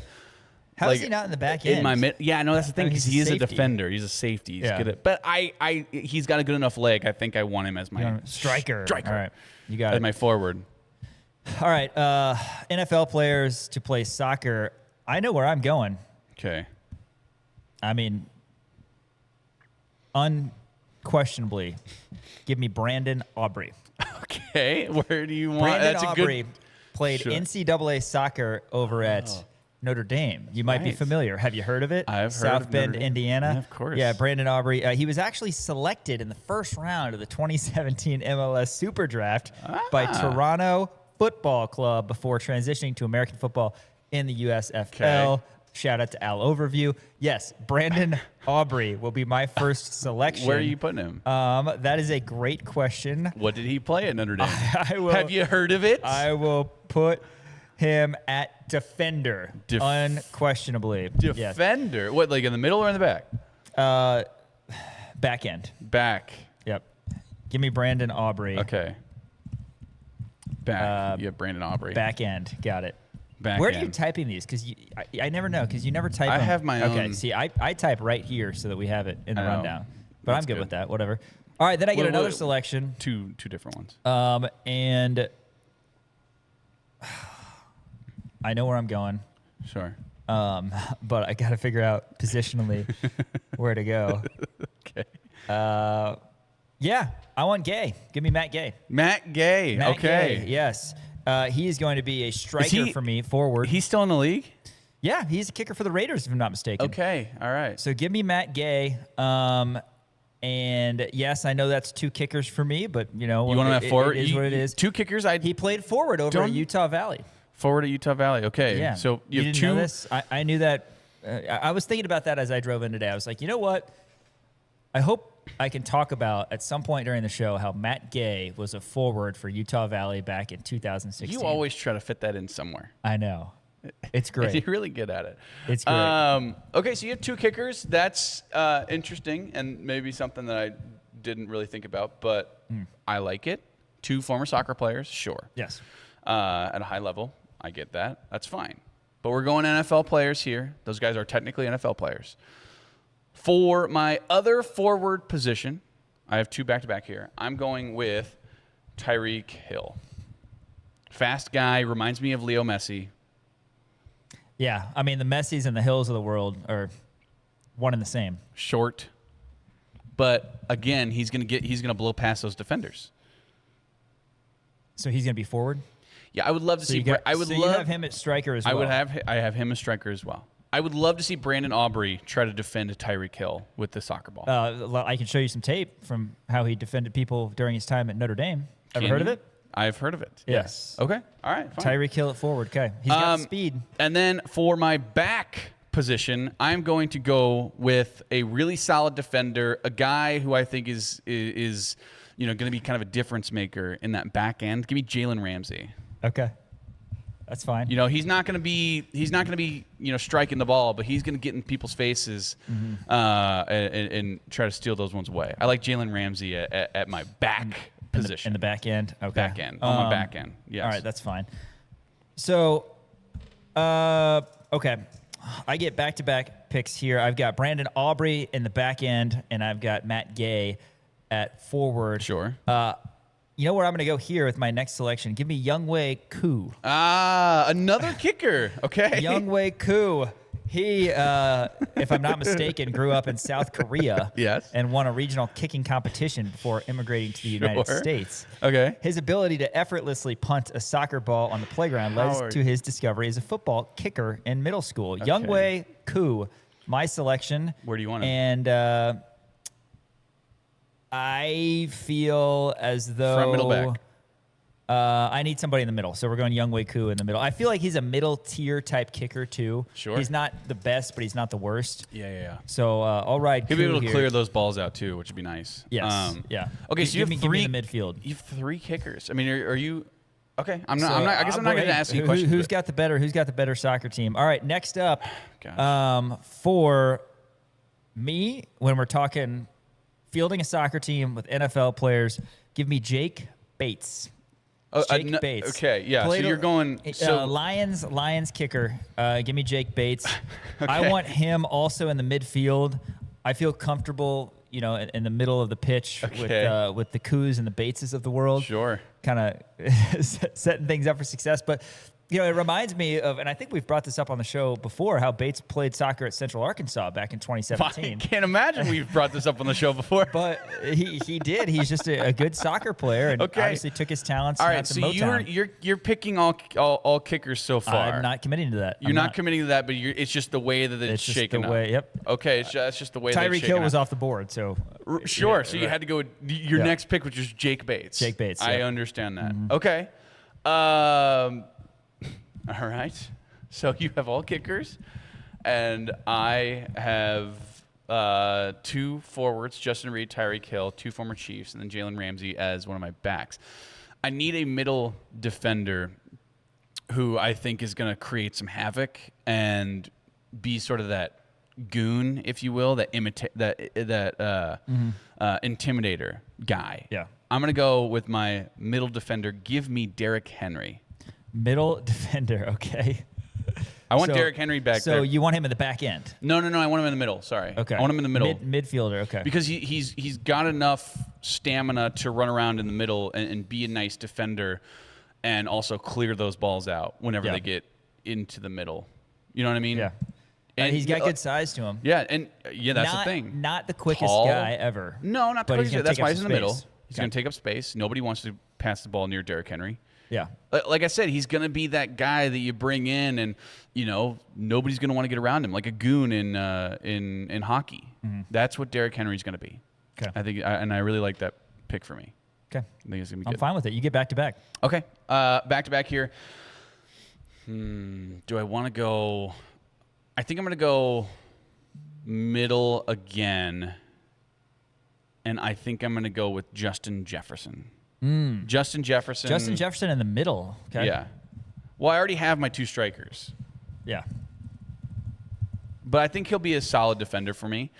Quick guy, nice footwork, and again, He is good at running routes. You're talking. You're in the middle. I mean, you're going to have to spend the majority of your time on you're going to be all over the place, right? Because those guys in the back end, they just kind of hang out in the back end, Right. But the middle guys, those middle defenders, Justin Jefferson's going to be able to come up and get maybe a shot on goal every once in a while. You know what I mean? And I really like that out of him. He's going to be playing on the side. I think he'll be good at those crosses too. So I like Justin Jefferson in the middle, but in the middle defender, but the side midfielders. Side midfielders. Yes. Okay. Okay, so you have 2 back-to-back here. You have 4 kickers so far, but you said you're not married to the idea of picking all kickers. That's just the way that it's shaken I'm not out. going to go all kickers. I just, sure. the Aubreys and Gays of the world were out there. I So get it. figured If they're there, gotta pick them attack. up. Yeah, Sure. Koo and Bates. So I feel pretty good about where I'm at. I'll make this selection, and then we can kind of recap before my second selection who has who. Okay. But I need another striker. I've got Matt Gay out there. Played forward at Utah Valley, but I need somebody who I'm confident with is going to find the back of the net. Give me Cameron Dicker. Oh, my Dicker gosh. the Okay, kicker, so the you- most accurate kicker in NFL history, 93.5%. Also, So another kicker for you. Okay. Also, this is a guy who grew up playing soccer in Hong Kong. Is that true? He was born in Hong Kong. Cameron Dicker played was? soccer. I believe he played soccer maybe in Shanghai as well. Yes, he was born in Hong Kong. It's in China, FYI. And then obviously went to Texas. NFL draft, he was undrafted. Did you know that? Oh, I didn't know that. Isn't that actually. insane? That is kind of wild. Yeah, but yeah, Dicker the kicker, which is funny. Texas, I guess, gets to pride themselves on the fact that they had Justin Tucker, who for a long time was the most accurate kicker in NFL history. And now it's Dicker. Obviously, he's young, so he's barely qualifying in terms of number of kicks. But he's money, man. I guess that's something that Texas can hang their hat on. Yeah. Okay, but give me. I mean, that's a great selection. Honestly, the most accurate I kicker. get- I need yeah, somebody to sure. find the back of the net. All right, I've got Brandon Aubrey in the back end, Matt Gay at forward, Younghoe Koo at midfield, Jake Bates at midfield, and Cameron Dicker at forward. Okay, all kickers, by the way. I have Justin Reed as my forward, Tyreek Hill as my other forward, Jalen Ramsey on the back end, Derrick Henry, and Justin Jefferson in my midfield. So you have all kickers, and I have 0 kickers. Yes. I All can right. see how this could be potentially evenly matched. Maybe. I know where I'm going here. I've got the next selection. I have a feeling I know where you're going here, too. No, you don't. But after breaking it down of all the potential current NFL players, I've decided to go with Kaimi Fairbairn of the Houston Texans. Fairbairn, again, kind of another one of those mid-tier kickers who's very good with footwork. Give me him in the midfield because he's not somebody that I want to overly rely on. Okay. You know, because sometimes he'll screw the pooch. But Kaimi Fairbairn, my next selection.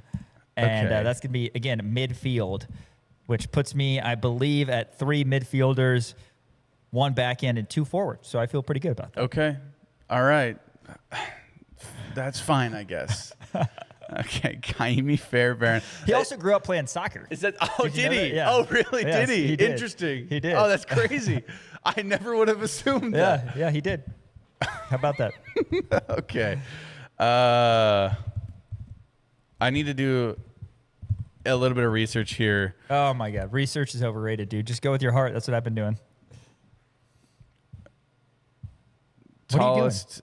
I need to figure out the tallest guy as of right now who Yao Ming. No. The tallest guy as of right now. Do you want me to Google it? No. Who is the That's tallest not. guy? No, it's not it. Who is the tallest guy? Robert Wadlow. He was 8'11", Yeah, dead I know now. who Robert. He died in 1940. Yeah. The tallest living man is Sultan Kosin from Turkey, who is 8 feet 2.8 inches tall. How about that? All right. I'm my God, going that guy's with tall. I'm going with my goalkeeper here. Okay. My keeper. He's a tall guy, good range, laterally quick. Maybe in the later end of his career, I'm going to go with Travis Kelce. Really? Kelsey as the goalkeeper. Okay. Yeah, why not, right? Keep the Chiefs vibes going, man. I am going to keep the Chiefs vibes going. I could have gone with like Tyler Higbee or, somebody else, but I want Travis Kelce. I think that he's got that leadership on the back end, and I like that's important. I like him being the keeper. I think again he's laterally quick. He's a high IQ He's player. not unbelievable quick laterally these days. No, but I know. Like I said, but I need him for one. All I need him for is to be good for one match against all of your kickers. And I think Travis Kelce, like I said, he's got a good range for his hands, good hands, solid hands. So yeah, all right, good catch radius. I'm fine. You got your goalie knocked off the list. Yeah, I do. You're up again. What do you? You're up again. Why do you hate that pick? I don't. I honestly don't love it. He's respectfully aging. All right, fine. Yeah, I understand, but I need him for one Swift. game. Travis Swift. Yeah, good for him. For another one of my midfielders, I am going to go with. Actually, you know what? I'm going to go on the back end again. Give me another defensive back. Give me Derwin James. Derwin James. Okay. I think I like him in the back end of my soccer team, if you will, just because he reminds me a little bit of Jalen Ramsey, just in terms of being able to get in guys' faces and kind of create How about that Kelsey havoc. and James? And Two guys who have spent a lot of time. He's a going tough up against player each other. too. Good Yeah. slide tackler. He's going to get in there and create some havoc. I like Derwin James at my other back position. I have one more back, and then I have a lot of midfielders left to kind of round out my selections. But yeah, Okay. give me Derwin James at a back. All right. Now I'm kind of up against it, so I'm going to open things up here. I'm going to open things up, and I'm going to focus on drafting positionally rather than drafting specific players. Because these Sure. guys in the past I've wanted, they've got soccer backgrounds. I really like them. Now I got to focus on positions, and I'm going to go to the back end, figure out who I need, and I think I'm going to go with... This is tough. Give me Brandon McManus. Oh my on the God. back end. Brandon Okay. McManus, a guy who I feel like I can relatively depend on. I mean, he had that 2-year stretch where he was terrible, but he did. seems to be back now. And this is on the back end, Brandon Yeah, McManus. he seems to be back now, and See he what the provides that veteran Broncos leadership. still? Broncos, yeah. Okay. Provides the veteran leadership. Altitude has helped him, Sure. admittedly. Yeah, good, but yeah, good lung capacity. I get it. I like that. That's important. So and you're going to I'm have need- Brandon I'm gonna need Aubrey some, and Brandon. You're going to have the Brandons I'm going to have the Brandons, and then I trying want to defend against Justin Reed and Tyreek Hill. I want a little bit more youth in the midfield, right? I want to make sure that we're not stuck with guys who, are in their 30s. Give me somebody who can be a little bit of a spunk in the midfield. Give me Tyler Loop. Yeah, another kicker. That makes Tyler sense. Loop. I like him in the midfield. Who does and Tyler this Loop is gonna- play for right now? Ravens. And this is going to set me up for Ravens. success for my final 3 picks. And So this is McManus in the back end, Loop in the back end, Okay. which puts me set back there. I still need a keeper and 2 midfielders, so I'm in a good spot. Okay, fine. I still need one more back end guy, and then the rest of them are midfielders for me. Go ahead and give me a midfielder. Give me Odell Beckham Jr. Is he an active player? He's at OTAs right now for the Giants again. Ah, yes. So Former Browns legend. Former Browns legend. I'm surprised he didn't have a cup of coffee with the Chiefs. It just seems like the type of guy the Chiefs. It did feel would he get was at the end of linked his to the career. Chiefs for like 5 straight years. Shout out to Le'Veon Bell, Josh Gordon, and DeAndre Oh, Hopkins. Le'Veon Bell. Yeah, I hated that. I have a DeAndre Hopkins Chiefs jersey actually. Yes, I'll probably you're wear. right. I'm gonna wear it on the show one of these days. You should. Odell Beckham Jr. did grow up playing soccer, though. So that I do like him there. Man, I mean, there's a good amount of guys that I really, really want to be in this midfield. I'm going to go ahead and go with another midfielder. Give me Fred Warner. Makes sense. I mean, linebacker. I like him there. A good defender. Like I said, lateral quickness, good in coverage, and just another guy who's going to create some havoc. I mean, you got Derrick Henry and Fred Warner there in the middle. Yeah. That's pretty good. That ain't bad. That's not bad. All right, how many do I have? 1, 2, 3, 4, 5, 6, 7, 8, 9. So I have 2 more midfielders I need to pick. I need somebody of similar athleticism. Sure. Because you've got Warner and you've got King Henry, right? Yes. Midfield. And my midfield, I feel pretty good about the athleticism I have right now. I've got Koo, I've got Bates, and I've got Fairbairn. Fairbairn and Loop. But midfield, you want somebody who's going to keep things steady. Keep things steady. You know, you don't want to go above and beyond. Don't let anybody behind you, right? Right. Make sure that you are solid no matter what happens, all right? Because you got to be vital. You got to be a vital part. Again, if you can tell, we don't know a lot about soccer. You got to be a vital part of the midfield, so that you can, be maybe not the flashiest of players, but so somebody you're gonna go who with is somebody who's dependable. similar athleticism. Somebody who's dependable and he's got some athleticism. Give me Jason Myers. Okay. Jason Myers of the Seahawks. Again, he's a very Super Bowl accurate, champion. yes, very accurate kicker. You can depend on him. And then I need one more. Similar athleticism to Derrick Henry. One more midfielder. That's interesting. You're not going to expand on that. No. Okay. No, I mean, but for sure. Similar type players. And then obviously for my next pick in the midfield, I went relatively safe with Myers. So I need somebody who maybe can provide some fireworks here. Switch it up a little bit in the midfield and set your strikers up for success. Give me Cam Little of the Jacksonville Jaguars. Okay. All right. This dude hit like a 70-something yard field goal, 73-yard field goal or something. So give me Cam Little. I mean, talk about for the clearance, Jaguars. right? I mean, absolutely. he's sitting there past half field. He's throwing that thing all the way down to the goalkeeper. Exactly. I get it. That's important. Sure. And that sets me up. Okay. Yeah. Also similar athleticism to Derrick Henry and Fred Warner. Yes. Sure, I like that matchup. Okay, no, that's good. fine. No, it would be entertaining to watch. That certainly. So I feel pretty good about my team. My goodness. Okay. I have 2 midfielders left to pick, I believe. No, I have 1 back and 1 midfielder left. So for my next back, I am going to go with another really solid defender, a guy who doesn't get a lot of things get behind him. Give me Antoine Winfield Jr. Antoine Winfield Jr. Nice. Yes. Remember Antoine Randall L? How fun was he? Antoine Randall L. Like, it was the only reason you would play with the Washington football team in Madden back in the day. No, he could be a played quarterback. basketball in college. Do you know that? I didn't know that. Yeah. Winfield's going on your back end? He's going on my back end. Makes sense. So I got 3 DBs on my back end, which I really like about that. Yeah. And then I need 1 more midfielder. Gosh, this is going to be tough, man.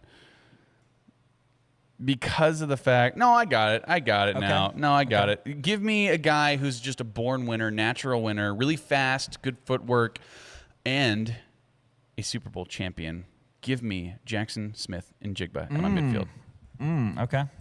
He's going to provide some fireworks. He will. He certainly will. You want him in the midfield? Yes, but did you, by the way, hear, I think we talked about this maybe on Sports Stock Market or something, that during his time at Ohio State, he was wearing size 12 shoes and kept on having these hamstring issues. Huh. And when he got to the Seahawks, they actually measured his foot, and they're like, hey, man, you're a 10.5. Oh, my God. And so he started wearing 10.5s, and then no more hamstring issues. Wow. Yeah, isn't that weird? That is weird. Yeah. Surprising. How tall is he? I feel like 10.5 is small. He's probably 6 foot, 6'1". Okay. I think. Good footwork. But Yeah. if he's wearing 10.5 shoes, now I don't feel. That's fair. Now I feel more comfortable. That's fair. You have right. one more here, and you have to have your. I've got one more. Your goalkeeper, Yep. if you will. I would Absolutely. love to see who you go with as your goalkeeper. Yes, exactly. Here Well, on your team here's- full of. I just happen to have only kickers. That's not, and there's a lot of good options still out there. I do need a goalkeeper though, and I feel very confident about this pick. And again, I know I've taken it's just kind of how the cards have been laid out. Sure. I've ended up with kickers, and that's what it is. But I absolutely have to take this guy. Goalkeeper, final pick, my final pick of the draft. Give me Rashid Shaheed. Yeah, that's crazy. That's fantastic hands. Rashid Shaheed, he had a 0% drop rate last year in terms of targeted players in the NFL. Fair enough. Rashid Shaheed as my goalkeeper. So you're not going with a kicker. You're not going with a kicker for your. I don't need a kicker, a goalkeeper. That's fair. Give me. I don't want Andy Borregales back there. Give me Rashid Shaheed again. He's got the lateral quickness. I feel solid about that. So Rashid Shaheed is 6 foot. So here's what I've got. I've got the law firm on my team as I've got Aubrey, Gay, Koo, Bates, Dicker, Fairbairn, McManus, Loop, Myers, Little, and Shaheed. That's insane. The law firm. Okay, fine. For my 2 forwards, I have Justin Reed and Tyreek Hill. For my 3 backs, I have Jalen Ramsey, Derwin James, and Antoine Winfield Jr. And all my midfield, Derrick Henry, Justin Jefferson, Odell Beckham Jr., and Fred Warner, and Jackson Smith and Jigba. And for my goalkeeper, I have Travis Kelce. All right. I like my team, man. I got a lot of guys with soccer experience, and they would put it to you. Plus, I've got Shaheed taking care of things on the hands side of things. Good so for that's you. our Good fantasy for you. draft for today in honor of the World Cup. After this, going back to our Kansas football position group breakdown, talking running backs on this upcoming team. That's next. ESPN Kansas City, KansasNation.com. Hey, Kansas fans. Coach Bill Self here, and you're watching KansasNation.com.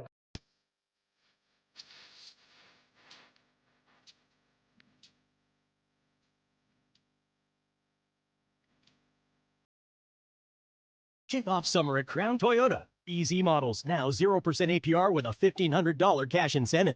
Get into a 2026 Tundra for 2.99 APR and a $1,000 cash incentive. 2026 Toyota Camry Hybrids 3.99 APR and 4Runner models 4.99 APR. This is SSJ. Winter in Kansas City doesn't mean your lawn takes a break. It means smart homeowners get a head start. Let David and his crew from Custom Lawn and Landscape prepare your yard for a greener, healthier spring with winter fertilization, soil conditioning, and pre-emergent treatments that stop weeds before they start. Because when the snow melts, you don't want to start fixing your lawn. You want to already be winning. Trust Custom Lawn and Landscape, treating your yard now so it looks incredible later. Visit CustomLawn.com to schedule your winter services today. Hi there, Gary Joslin with Joslin's Jewelry. I'm not the class ring company. I'm a mom and pop jewelry store for 42 years. We were recently voted the gold medal #1 jewelry store in the greater Kansas City area by Ingram's Magazine. Come see us at Joslin's Jewelry, 9529 Antioch. Joslin's Jewelry, the jeweler you'll recommend to your friends and family. Joslin's Jewelry for the best that's yet to come. We've got Mahindra, the #1 selling farm tractor in the world.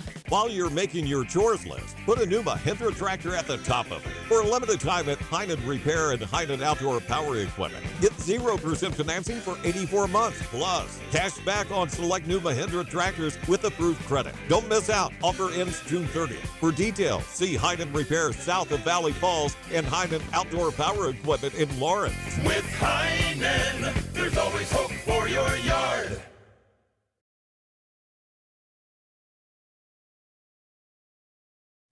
Going to continue our Kansas football positional group breakdown. Yesterday we did quarterbacks. That's going to be something that is spoken about a lot throughout this off season, but some quality talent in that room for KU, and certainly the same can be said for the running backs, who we're going to get into very shortly. First, got to tell you about our friends over at Custom Lawn and Landscape. If you're like me and you've got kids running through the grass, chasing after tennis balls like Dan's dogs, perhaps, maybe that's... You play fetch with your daughters?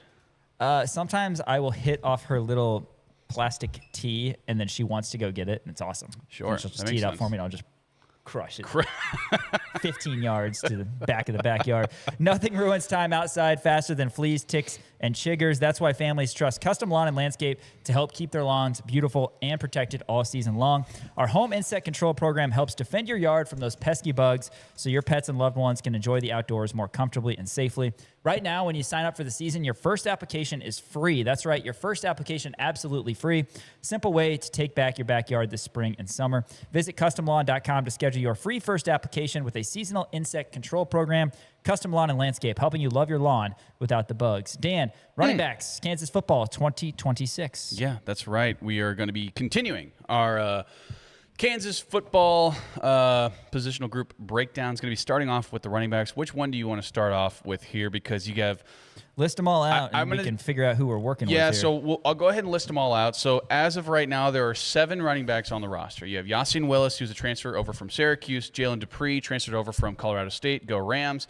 Dylan Edwards, transferred over from Kansas State. Those are the transfers that you have coming in, and then you have 4 other guys who have started their careers here at the University of Kansas. Justin Thurman, who, again, I was really high on, at least after last year and after what we saw in the Wagner game. Yeah, it was Wagner. I get it. Also have Corey Mockery, who a lot of other people are really high on. I'm very high on him as well. John Kelly, who yet to be determined what he's going to be able to do. But again, everyone really certainly likes him. He, I believe, flipped his commitment from Notre Dame to Kansas. So that was a massive get. And then Micah Johnson, who near the end of the depth chart, but again, not really entirely sure what we're going to be seeing out of him. Realistically, you have 3 guys who are going to be kind of in the running for this running back room for Kansas, and you have Jalen Dupree, who kind of had a late start just because he wasn't able to go through anything during spring camp last year. So as of right now, you really have 2 guys in Yasin Willis and Dylan Edwards. You're going to imagine that Dylan Edwards is probably going to get the start over Yasin Willis, but they're very different styles of running backs. If you notice, I mean, you look at Dylan Edwards, you look at his height and weight, he's 5'9", 170 pounds. Yasin Willis, 6'1", 235 pounds. Insane to me that those 2 guys play the exact same position, but you can utilize them in very different ways. And we can start off with Yasin Willis. Yasin Willis, if you look at his stats, at Syracuse, played 2 years at Syracuse. His first year in 2024, 36 carries, 130 yards for 1 touchdown. Did have a 26-yard rush back in 2024. And then last year, he was kind of the bell cow there for Syracuse, had a lot of run there. 129 carries for 558 yards, 4 touchdowns, 4.3 yards per carry. He also had a 41-yard carry where he jumped over a guy, which is really exciting and fun to watch. But he's kind of that big bruising back, and you hate it when I say this, but I'm going to go ahead and say it. He's the 3-yard. 76 consecutive shows you've been able to say this. 3 yards and a cloud of dust. That's what you're going to get out of Yasin Willis. If it's 3rd and 1, you better line up with a couple of extra tight ends there, and you feed the ball to Yasin Willis, he's going to get you that first down. So that's the kind of running back he doesn't have any spunk to him. No, he does. He I absolutely don't think does. he's like that. He's not a 31-year-old Kareem Hunt. That's not what I'm saying. I'm saying that that's what he's going to be utilized as. He has a little bit of spunk to him. He can bounce it on the outside if he wants to, but you're going to utilize him between the tackles more often than not, whereas opposed to Dylan Edwards, he has more of a versatile skill set, right? He can run it between the tackles if he wants to, but he's a little bit smaller. Outside of the tackles is really where he gets dangerous. He's really dangerous in the open field, can make guys miss a ton. And in the receiving area, I think Dylan Edwards has an incredibly high upside as well. But Yasin Willis, I'm excited to see what he's going to be able to do for this Kansas squad. He's going to be wearing number 6, I believe, for the Jayhawks. First time that anybody's going to be wearing number 6 since Jalen Daniels. Wow. So that's going to be exciting to see. Jalen Daniels. Oh, yeah, I remember him. Yeah, right. Oh, yeah. I think that's interesting. But, yeah, I'm excited to see what Yasin Willis is that going to be even able to accurate? Didn't we have a 6 on defense as well last year? On the offensive side of the ball. Come on. Come on. Good clarification. Come on. Good clarification. So, yeah, I think Yasin Willis, I think you're going to see him maybe in some early down sets just to try to, get a little momentum, get 3 yards in a cloud of dust, like I always say. He's going to be a lot of fun to watch between the tackles. I think he's that big bruising kind of guy. And then when you look at Dylan Edwards and what he was able to do in his 1 year at Colorado and in his 2, I guess technically kind of 1.5 years at Kansas State because he wound up getting injured last year for Kansas State, really productive, right? I mean, you look at Colorado as a true freshman, got 76 carries, 321 yards and a touchdown, and you saw the blazing speed that he was able to do, especially as a freshman, be an impact guy for a Colorado team when Deion took over. I mean, it was really impressive what he was able to do, and then he transfers over to K-State. First year at K-State, sophomore year of college, he had 74 carries, 546 yards, 5 touchdowns, 7.4 yards per carry, which is really, really impressive. Had a 65-yarder also. So you're able to see some sparks and some flashes from him. Also, if you look at it in terms of the receiving aspect of it, in Colorado, his freshman year, he had 36 receptions, 299 yards, and 4 receiving touchdowns as a running back. That's really impressive to do. K-State, his first year at K-State, 19 receptions, 133 yards, 2 touchdowns. Then you look at 2025 for Kansas State, a little bit of a disappointing year for him. He only played in 4 games, only broke the 100 mark in one of those games against UCF. If you look at the other games, against Iowa State, 0 carries, 0 yards. Arizona, he had 4 carries for 13 yards. Baylor, he had 10 carries for 26 yards and wound up getting injured in that Baylor game. But the UCF game really pokes out at me. I mean, he did wind up having a touchdown in that game. He also had a touchdown in the Baylor game as well. But I think what you can see out of Dylan Edwards is pure potential. Especially with the Andy Kotelnicki effect. Absolutely. That's the big thing. And Dylan Edwards, we fully expect to be running back 1 for KU. I don't know. I guess I got to be careful saying this because last year we were really high on Harry Stewart and Johnny Thompson. But I do feel really good about the depth of this room. You know, before Kansas went to the portal, you knew you were getting Corey Amakri in as a true freshman, and you knew you had Justin Thurman back, who, you know, a lot of people are high on that front.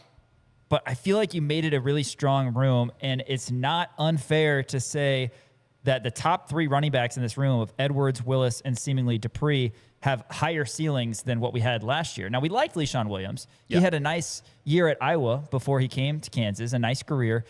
You had Daniel Highshaw coming back, and you knew what he was capable of. He dealt with some injuries. He wasn't exactly able to fill the shoes of Devin Neal. That's a lot to ask, but those two did fine, particularly the last game that Kansas, by all accounts, should have won against Utah, and they should have been bowling, should the Jayhawks. Yeah.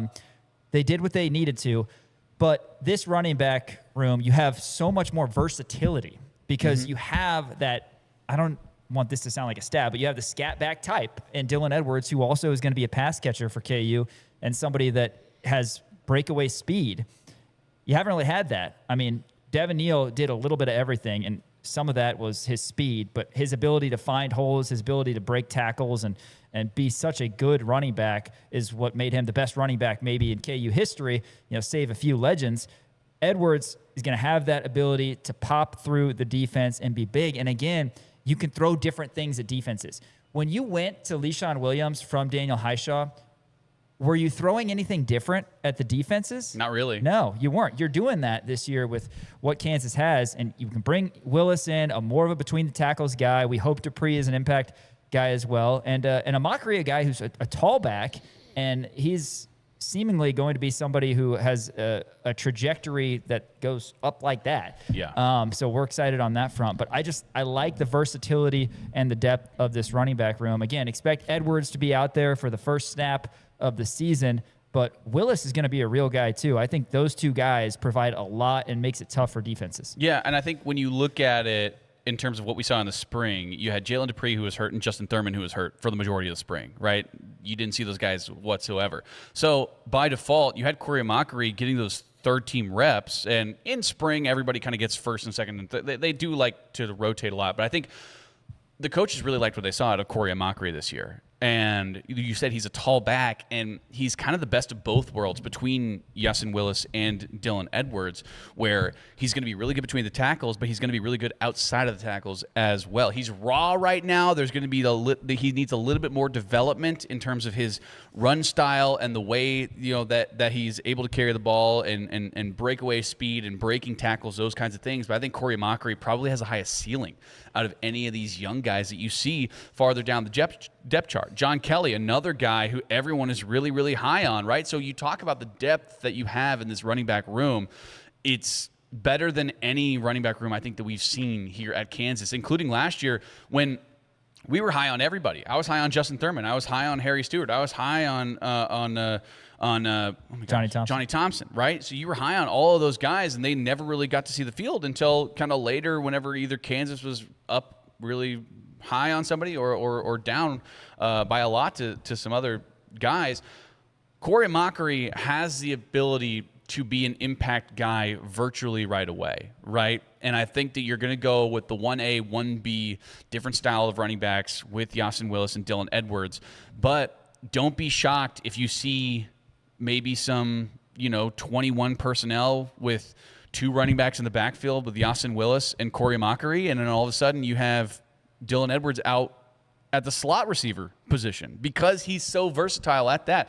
You could potentially, in theory, because Andy Kotelnicki likes to do weird stuff like this, you could see all 3 of these guys, or at least 2 of them, out there at the same time. And I think that's so important that you have this depth that you're able to utilize right now. And Corey Mockery, to me, has gotten that bump, especially from what you've been able to see throughout spring ball, is that he was able to jump over, and granted, injuries do play a factor. Jalen Dupree has proven himself at a high level, right? He had over 500 yards at Colorado State. He was the bell cow. He had over 100 carries at Colorado State, but we didn't see him this spring, right? Same with Justin Thurman. You liked everything that you saw from Justin Thurman last year. He had a 50-some-odd yard rush that got called back, and then he wound up having a 33-yard rush. The next play, I'm pretty sure on the exact same play call against Wagner, and his burst of speed is unbelievable. He's got a really good body to him too in Justin Thurman. But Corey Mockery, from what we've seen in the spring, I believe has jumped those guys to be that solidified number 3 guy. When I look at KU football offensively, 2023 was the last year Coach K was here running the offense. 2024, 2025, Kansas took a step back, unquestionably. Yeah. Jim Zebrowski is still on staff, coaching the quarterbacks, passing game coordinator, I think is his current title. And 2024, you had Jeff Grimes. Kansas was still okay offensively. They weren't at their best when the best was required, and same could be said about the defense, and that's what happens. I mean, you end up 5-7 both of those years. Yeah. You need to improve on that, and there need to be some changes. But if you look back at 2023 KU football when they went 9-4 and won the Guaranteed Rate Bowl, Devin Neal's junior year, Dan, he had 1,300 yards. He averaged 6.3 yards per carry and 16 touchdowns. Plus, he had 25 catches. That ain't bad. You also had Highshaw get 121 carries and have 8 additional touchdowns. Yeah. I mean, that is a lot of production. So a lot is to be made of Jalen Daniels' mistakes, and Jalen Daniels is certainly to blame for some of the shortcomings of Kansas football last year. But he also didn't get much help, as was the case, for Jason Bean back in 2023. 2024, Jalen Daniels had Devin Neal back there, but, the rust, and we can make excuses. I get it. It didn't go well for JD. But when you had a healthy pair of tailbacks, talented guys, and Neal and Highshaw producing 24 touchdowns on the ground. Oh, not to mention McDuffie had 4 and Bean had 3. Savion Morrison had 1. That's a lot of production on the ground. We talk so much about quarterbacks.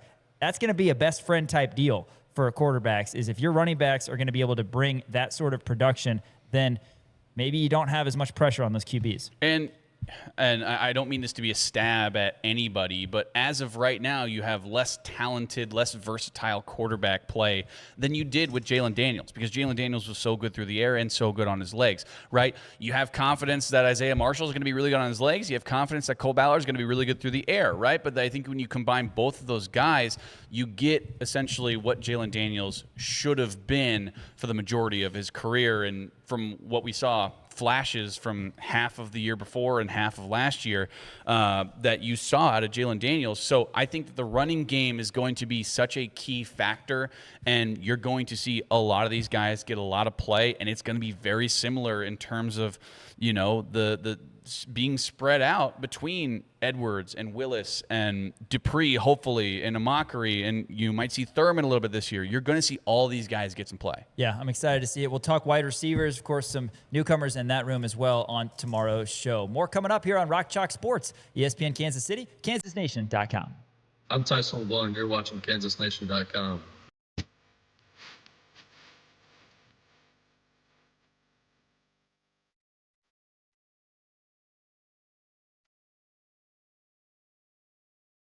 Wherever you're headed, there's a Volkswagen for the way you live. Get a $3,500 customer bonus on the 2026 Atlas and Atlas Cross Sport. $2,500 customer bonus on 2026 Tiguan models.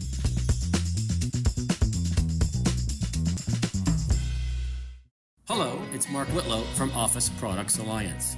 OPA is not just your local office products connection. We have expanded our offerings to network cabling installation, security cameras, door access, and IT services. We all need to keep pace with new technologies. You can trust a Kansas City company that has been your partner for 32 years.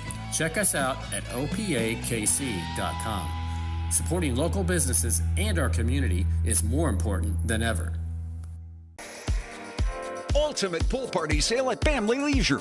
Let us help you create the ultimate outdoor space. Jump into summer with exceptional deals on pools. Enhance the party with goggles, pool floats, toys, and outdoor games at guaranteed lowest prices. Dozens of in-stock sun loungers to choose from. Multiple shade solutions to choose from. Spas and swim spas at unbeatable prices. Add the finishing touch with an outdoor kitchen or pool grill. Ultimate pool party sale going on right now at Family Leisure. Hi there, Gary Joslin with Joslin's Jewelry. I'm not the class ring company. I'm a mom and pop jewelry store for 42 years. We were recently voted the gold medal #1 jewelry store in the greater Kansas City area by Ingram's Magazine. Come see us at Joslin's Jewelry, 9529 Antioch. Joslin's Jewelry, the jeweler you'll recommend to your friends and family. Joslin's Jewelry for the best that's yet to come. Closing things down here on Rock Chalk Sports. Going to have a fun show for you tomorrow. I want to tell you about Custom Lawn and Landscape, though. You given them a call yet about your lawn? I know you've been busy on your honeymoon, but it could use some work. I haven't been able to call them yet, and it's been bothersome because in my backyard there's all these fleas, ticks, and chiggers that I always find on me no matter what. But here's the thing: if you call Custom Lawn and Landscape right now, guess what? Their home and insect control program, it helps defend your yard from those pesky bugs so your pets and loved ones and me, if I like rolling around in my backyard, can enjoy the outdoors more comfortably and safely. And right now, if you call them and you sign up for the season, your first application is 100% free. That's right. I said it. 100% free for your first application. Simple way to take back your backyard this spring and summer. Visit CustomLawn.com to schedule your first free application with a seasonal insect control program. Custom Lawn and Landscape, helping you love your lawn without the bugs. Hey, tomorrow we're going to have the return of Sports Stock Ding, ding, ding, ding, ding, ding, ding, ding, ding. Yeah, you didn't do it last week. Didn't do it last week. We had a special edition Shreyas Latta NBA draft segment. That's good. No Latta tomorrow. He is otherwise engaged, so tapping in for him will be He's Sam engaged? Winton. Congratulations. Sam Winton from Jayhawk Slant, one half of the law firm. He will be here in studio. Have not had him on in a while, but he does great work. Yeah. Great coverage of KU baseball. By the way, I can say this now. I totally forgot to mention this because my dad watches, but we told him yesterday I will actually be going to the Algeria-Austria game on June 27th with my father. So that is awesome. Viva l'Algérie. I'm going to be sitting in like section 3010 or something. I don't know. 3010. Sounds like you're there to get content. Yes, I will be there to get content. Yeah. I talked to them about that. So yeah, I'll be working. How'd you score tickets, man? That's I cool. had to buy them for Father's Day. Oh. So how much were they? Were they bad? Pretty. This was the cheapest game, but Algeria is playing, so I'm going to be excited. I'm actually going to. Can I steal that scarf and wear it? Oh, no. Okay, fine. No, I'm going to want to wear that on the show. Fine. But thank you for asking. Appreciate that. It's on Saturday. Still, it's bad luck. You still want it? It's Okay, bad luck. Yeah. fine. No, don't. The last touch my time you stuff. wore it, they lost. Don't touch my stuff. Don't touch my That's stuff. not even yours. It's Elijah. Elijah got that one. That's true. Elijah did pick that up over at Rock Chalk Park. Appreciate Shout that. But we are going to have Sam Winton on the show tomorrow, and we'll break down KU wide receivers, law firm of McMillan and Cox, the newcomers. Pickett. Well, yeah, Pickett. Cox and McMillan. McMillan, Cox, and Pickett. I think that's the way to do it. Yeah. But I want to say thanks to everybody who's watching live on Facebook, live on YouTube, and on KansasNation.com, ESPN Kansas City as well. Again, we're pre-recording the show tomorrow because it's going to be such a busy day in Kansas City, so we won't be able to tomorrow to break down Team USA's match, but make sure that you're tuning in before you watch us on Rock Chalk Sports, 2 o'clock, Team USA and Australia. And then we'll be back on the air from 4 to 6 tomorrow to close out your week and get your weekend started. For Elijah Schmidt and Trey Myers behind the camera, and Dan Courtwright, Sean Kellerman saying we'll catch you tomorrow from 4 to 6, ESPN Kansas City, KansasNation.com.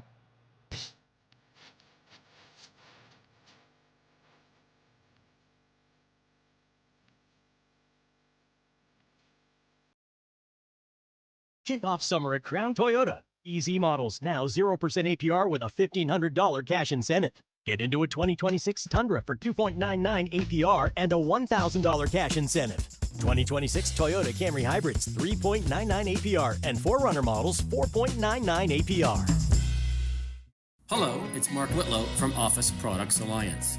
OPA is not just your local office products connection. We have expanded our offerings to network cabling installation, security cameras, door access, and IT services. We all need to keep pace with new technologies. You can trust a Kansas City company that has been your partner for 32 years. Check us out at opakc.com. Supporting local businesses and our community is more important than ever. Together, we're elevating our potential, our pride, our traditions, and our dreams. Together, we're opening up a whole new world of possibilities. Elevate your University of Kansas experience with Jayhawk checking from Central Bank. Central Bank and KU, elevating together.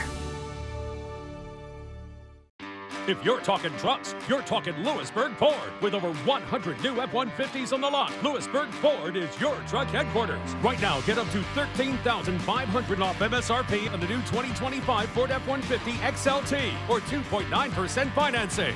Lewisburg Ford has been awarded the 2025 Ford President's Award. They are the #1 F-150 dealer in KC 9 years running, so you know they'll treat you right. Lewisburg